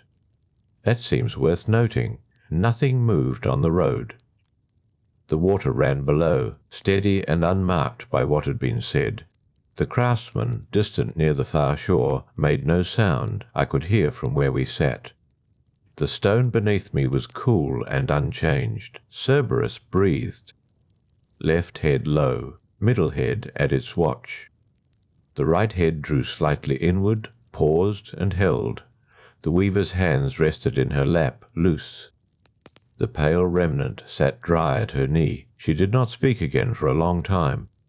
There was nothing further she was offering, only the road going upward, only the water running below, only the hound at the gate receiving the grey quiet the way the gate received what came down the road to it, without resistance, without urgency, present and still. The silence lasted long enough that I began to think she was done.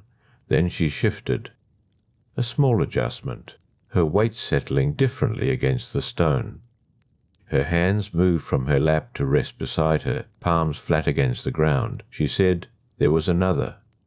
She did not say it immediately to me. She seemed to be deciding whether to continue.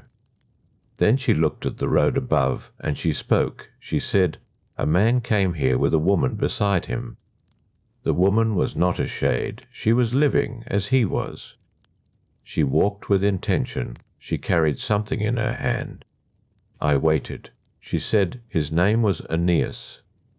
He was the son of a mortal woman and a god. He had survived a long war and a longer sea passage. He had come here to speak with his father, who was dead. Cerberus did not move. The middle head held its angle on the road above. She said the woman beside him was old. She had been a guide for the living before in that capacity. She knew the roads down here, the way a builder knows the roads of a city. She had been here more than once. Her name was the Sibyl. I had heard that name before, though distantly. A woman who spoke for a god, who wrote things on leaves, who had been given a long life in exchange for something. She said, the Sibyl understood this gate. She had prepared for it. A small pause. She said she carried a cake as well. Barley and honey again. But this one was different. She had put something into it before coming down, a preparation of herbs. Something that does not belong to ordinary sleep, but draws it out from wherever it waits. I looked at Cerberus. The left head lay quiet, fur barely moving. The right head had drawn back to its inward angle. She said, when they reached the gate, the Sibyl did not hold the cake out. She threw it.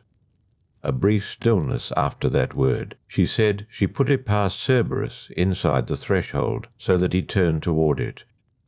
All three heads turned. He moved off the center of the gate to take it. I thought about that difference. Psyche had held the offering out. The Sibyl had thrown it past him. Both worked. Both brought the same result, but through different geometries. She said he ate it. And then he lay down. She said this plainly. She said the herbs took hold. his 3 heads lowered one by one. The middle last. He lay across the threshold, but low, sprawled into heavy sleep. His breath was deep and slow. He was not harmed. He was simply elsewhere. She touched the remnant at her knee, the same brief contact as before. She said, Aeneas and the Sibyl stepped over him, or around him. I was not told exactly. The threshold was wide enough. He did not stir.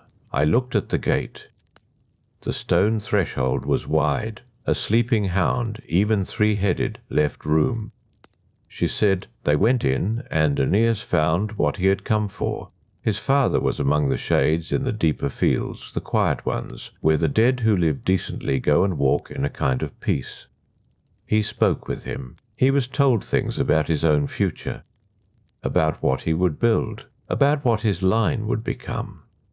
She paused. Her gaze moved to the water below for a moment. She said, I am told the conversation was long, but what happens inside the halls is not mine to recount. I stay near the gate. I understood. Her knowledge ran from threshold to threshold. What occurred between, deeper in, was beyond her witness. She said, they came back out the same way. Cerberus was still sleeping when they returned.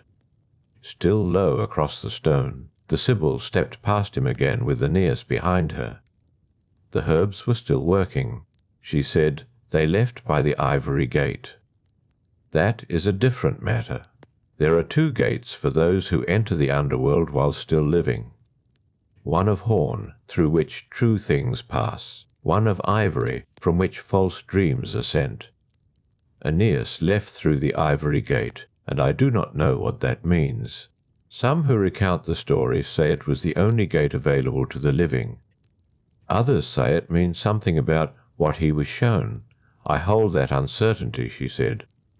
I do not resolve it. That was the first time she had introduced something she could not settle. An opening rather than an edge. She said, Cerberus woke after they had gone. He rose slowly, 3 heads lifting in sequence, the middle first. He shook himself once. He returned to his position at the gate.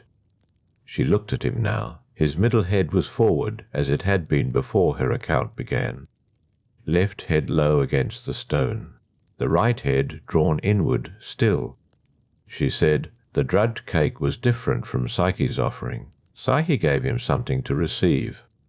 The Sibyl gave him something to remove him from the threshold temporarily. One was meeting the boundary. The other was moving around it. She said, I note the difference without ranking them. Both passed through, both returned. The gate held in both cases. She said, what stayed with me was the image of him sleeping there. 3 heads resting. Across the stone he usually occupied standing. The hound who does not sleep, sleeping. She said this quietly. She said, it was not an ending. He rose and resumed. But for the space of one passage, the threshold changed its terms. That seems significant, she said. Significant in a way I cannot fully account for. The water below moved without comment. Grey and steady and indifferent to the things we had been saying, Cerberus breathed. The left head did not lift. The middle head stayed forward.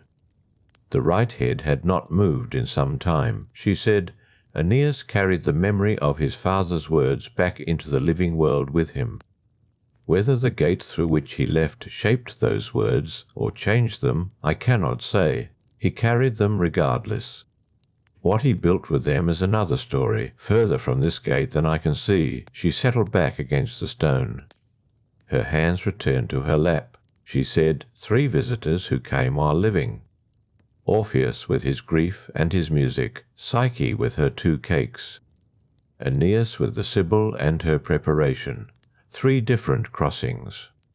Cerberus was part of each. He held or was held. He was moved or was bypassed, and after each one he returned to this.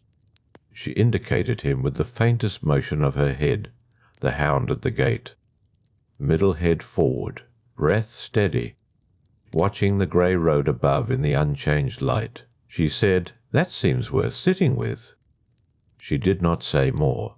Below, the water carried on. The craftsman near the far shore had not moved that I could see. The stone beneath my hands was cool and smooth, and the same as it had been since I sat down. Cerberus breathed once, deeply. The fur along the left head's neck shifted with it. The middle head held its angle on the road without variation, the way a stone holds its place in a wall, present and sufficient, and requiring nothing further from the moment. We sat without speaking for a time. The woman's hands were still in her lap. My own hands rested on the stone.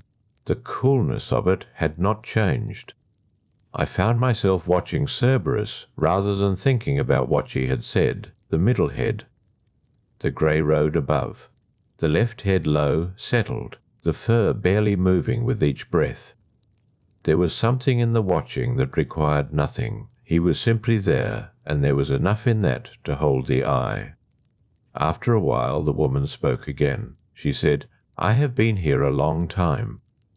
Long enough that the crossings I described feel distant, not in the way the living world feels distant, but in the way a sound fades when nothing is there to carry it further. Orpheus was among the earliest I witnessed here. Psyche came after. Aeneas later still. Between them were long stretches of ordinary procession.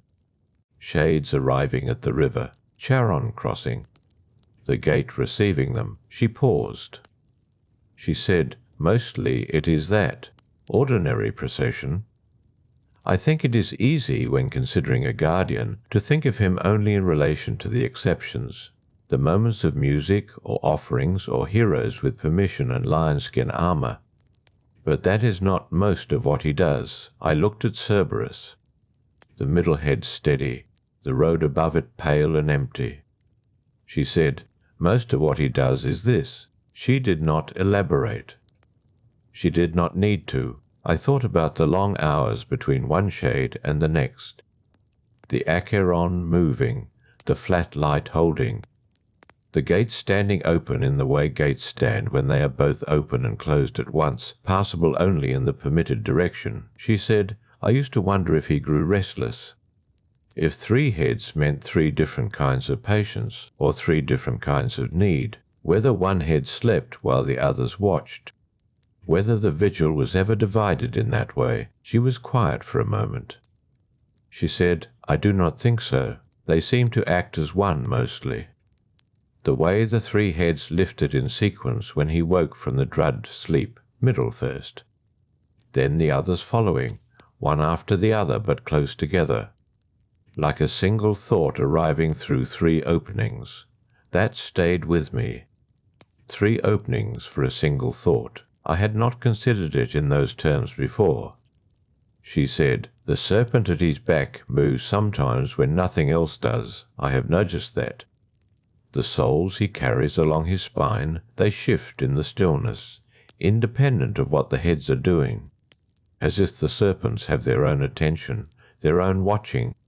She said this without particular weight, an observation, not a claim.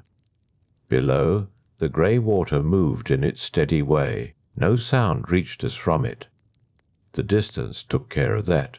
The craftsman near the far shore remained where he was, a dark shape against the pale ground, neither working nor departing. She said, "What I have come to believe, though I hold this lightly, is that the vigil is not a burden to him. I have no way to confirm what he experiences. I can only report what I have observed.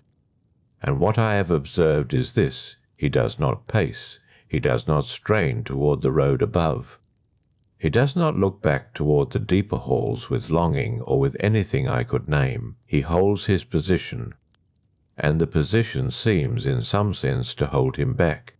They suit each other, the gate and the one who keeps it. I looked at the threshold, the worn stone, the width of it, the place where 3 visitors had stepped past or over a sleeping hound, each arriving with a different need and leaving with a different thing. She said, "Orpheus left with Eurydice behind him, until he did not. Psyche left with what Persephone sent.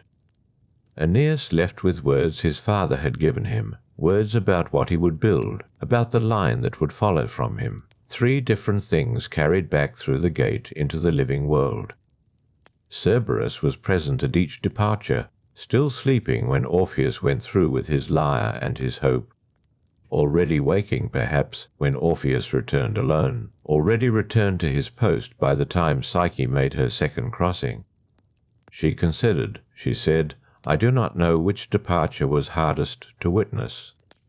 I am not sure hardest is the right word for this place, but the second crossing of Orpheus stays with me. He came back through with nothing. He had turned. He had lost her.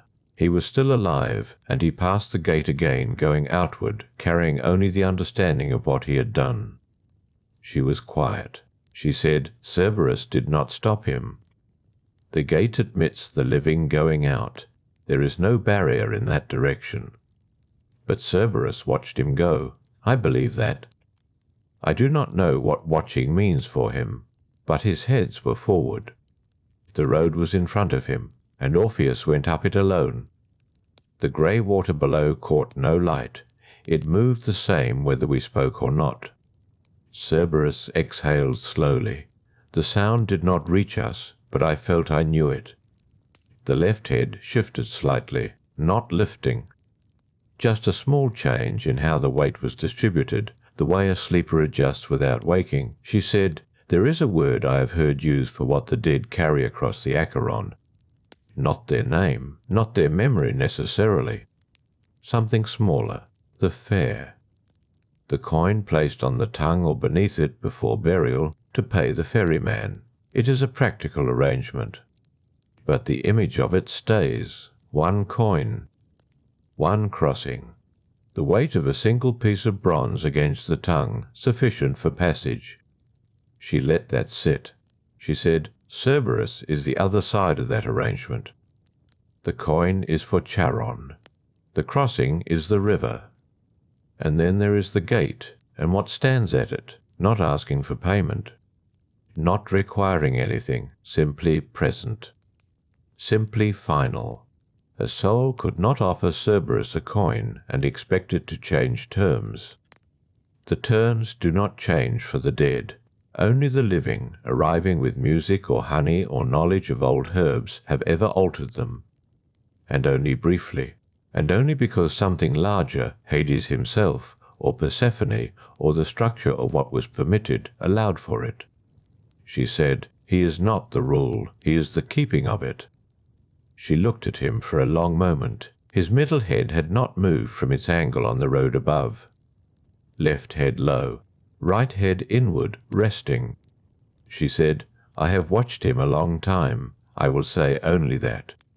A long time, from this side of the threshold.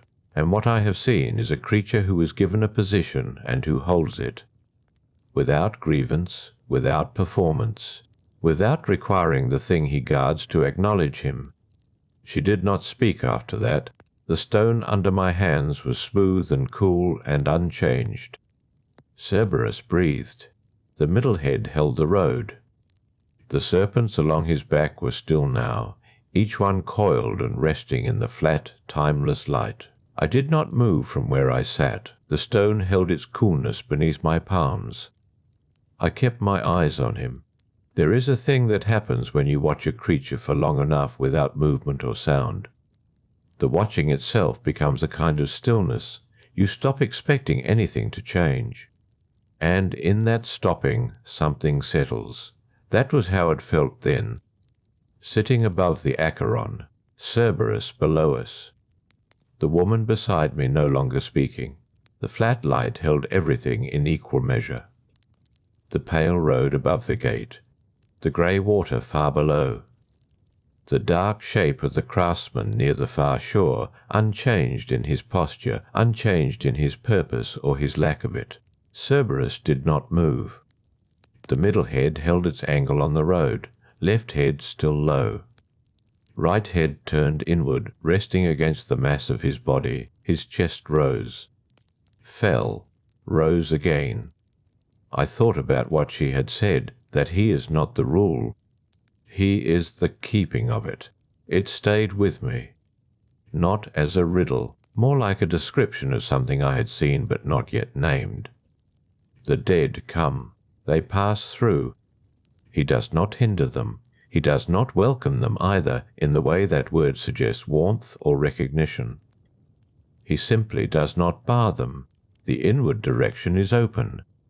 That is the arrangement. His presence confirms it. His presence is, in some sense, the whole of it, and what the dead find inside is not a place of suffering. Not for most. The ordinary dead walk among the dim meadows of asphodel. They move through grey light not unlike the light here. They do not remember everything. They do not need to. They have arrived. The passage is done. Charon has been paid. The gate has been passed, and Cerberus holds the boundary behind them so that it remains a boundary. Without him, the gate is only stone. She shifted beside me. A slight movement. She did not speak. Below, one of the serpents along Cerberus's back uncurled slightly, then settled. The rest remained still. I found myself thinking about the realm itself. Hades's hall deeper in, Persephone beside him for the part of the year she was here. The judges of the dead, Minos and Rhadamanthus, at their posts. The rivers threading through the dark, the Styx, the Lethe, the Acheron below us now. Each one serving a different need of the dead, memory erased by one, oaths confirmed by another, the whole arrangement considered and complete. Cerberus was part of that arrangement, not an afterthought, not a guard placed at the door because something had to be. He was integral. The lock to the key, the shore to the water. Hades had taken him in, had accepted him not with suspicion, as Uranus had looked upon creatures of unusual form, but as something that belonged, something appropriate to the place and to the work, the god of the dead and the hound of the dead, each suited to what the other required. That suited each other, the woman had said. The gate and the one who keeps it. I thought about what it meant to be kept by your position in return. Not constrained, not diminished. Something steadier than that, known, defined in a way that removed uncertainty. Cerberus did not need to ask what he was for. He did not need to decide, morning after morning, whether to hold or yield. The position had already settled those questions. He only needed to occupy it. There is a mercy in that. I did not say this aloud. The woman was quiet beside me, and I did not wish to break whatever she was resting in. The Acheron moved below, slow and grey and consistent. No sound, no light taken from it. Just the motion, sufficient to itself. I looked at the gate. The worn stone of the threshold. The place where feet had crossed in and out, and the stone had taken the record of it without needing to announce that record to anyone. Worn smooth. That was all. The evidence of crossing without drama. Cerberus exhaled. I did not hear it. I saw the slight rise and fall of the middle head. The way it settled after. The last mercy. That was the phrase that came to me, though I held it lightly the way she had taught me to hold conclusions. He does not pursue. He does not punish. He does not follow the dead into the grey fields and make their remaining time a continuation of what ended them. His work stops at the gate. The dead cross and he releases his attention from them. They are inside. The terms have been met. He turns his middle head back to the road and waits for the next one. What waits for the dead inside is not nothing. There are judges, there are rivers. There is a kind of reckoning for those who earned one. But for most, the ordinary dead, the ones who lived without particular glory or particular wickedness, what waits is the dim quiet of asphodel.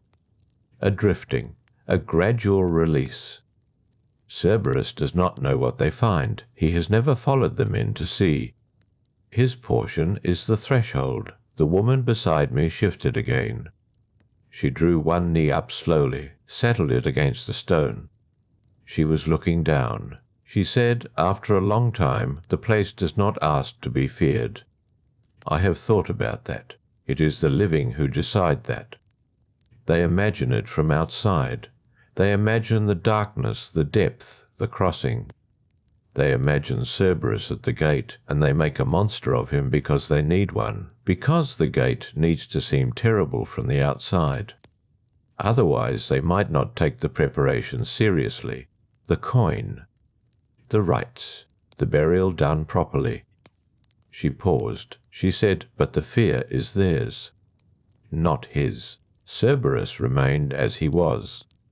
Middle head toward the road pale and empty. Nothing moving on it. One of the serpents lifted its small head and turned it a little to one side, then lowered it again. The craftsman across the water had not moved. He stood against the pale ground, a dark shape, patient in a way that matched the patience of everything else here. The woman did not speak again. I sat with the stone under my hands and the flat light around us and the slow movement of the grey water far below. I watched Cerberus breathe, the steady rise and fall, the three heads at their rest and their watch, the gate solid behind him. There was nothing urgent. There was nothing incomplete. He held the boundary, and the boundary held, and the dead passed through as they had always passed through, and the realm received them. And the ordinary work of what lay beyond the gate continued in its steady, unhurried way. The left head rested. The right head rested. The middle head held the road. A single serpent along his back curled tighter and was still. The grey light did not change. It had not changed once since I had been here, and I had stopped expecting it to. There was no afternoon in this place, no deepening toward dusk. Only the same even pallor, sourceless and steady, falling across the stone and the water and the gate below. I thought about the name. The woman had mentioned it earlier. In passing, the way she mentioned most things, not as instruction, but as something laid down beside me for me to pick up or leave. She had said that some believed his name meant spotted, others translated it as of the pit. Neither name felt like something given in fear. Spotted was ordinary, domestic almost, the name you might give a dog that ran in sunlit fields. And of the pit only described where he was, what he was set above. Neither name made him a terror. They made him a fact. I turned this over slowly. It seemed important in a way I could not yet fully articulate. That the oldest word for him might have been ordinary. That the fear came later, accreted over centuries of living people imagining the gate from the wrong side of it.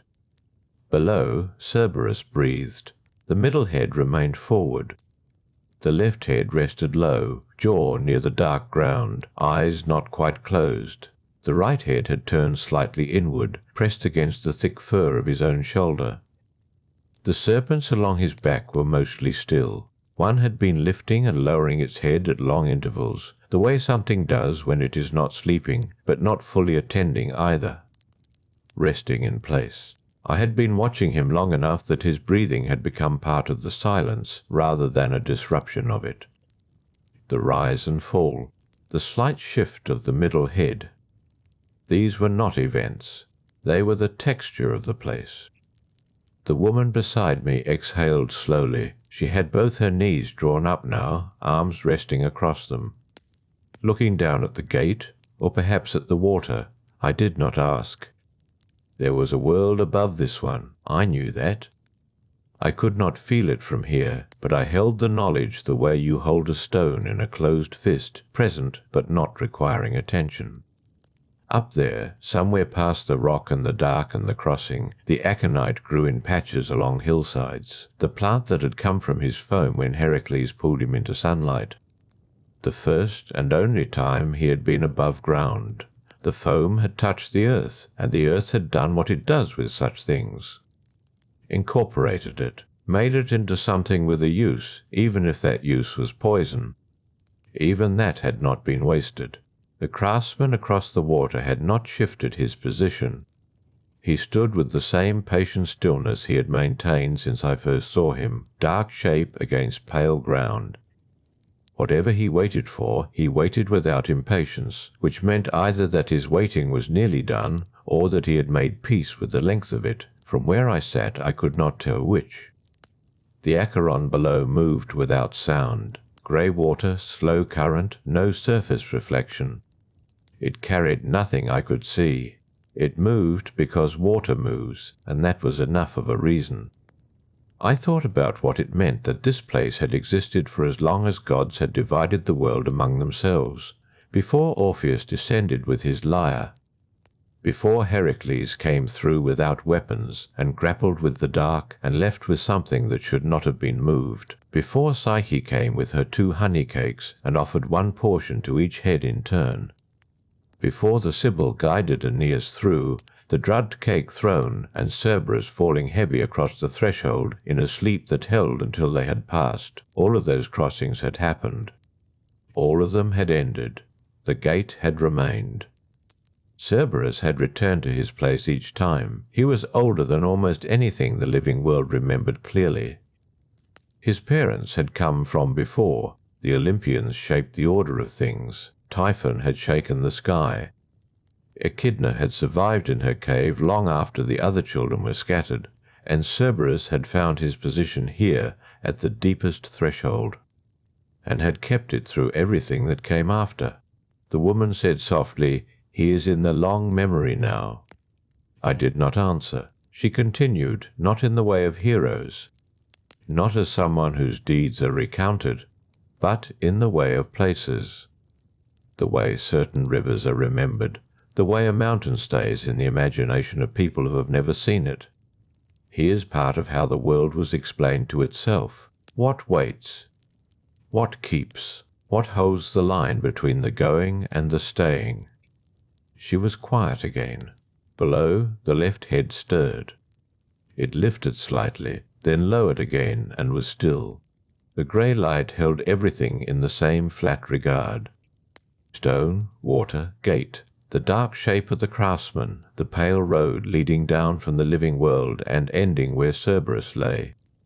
I became aware of how long I had been sitting with my palms flat against the stone. The stone had taken what warmth I carried and returned nothing.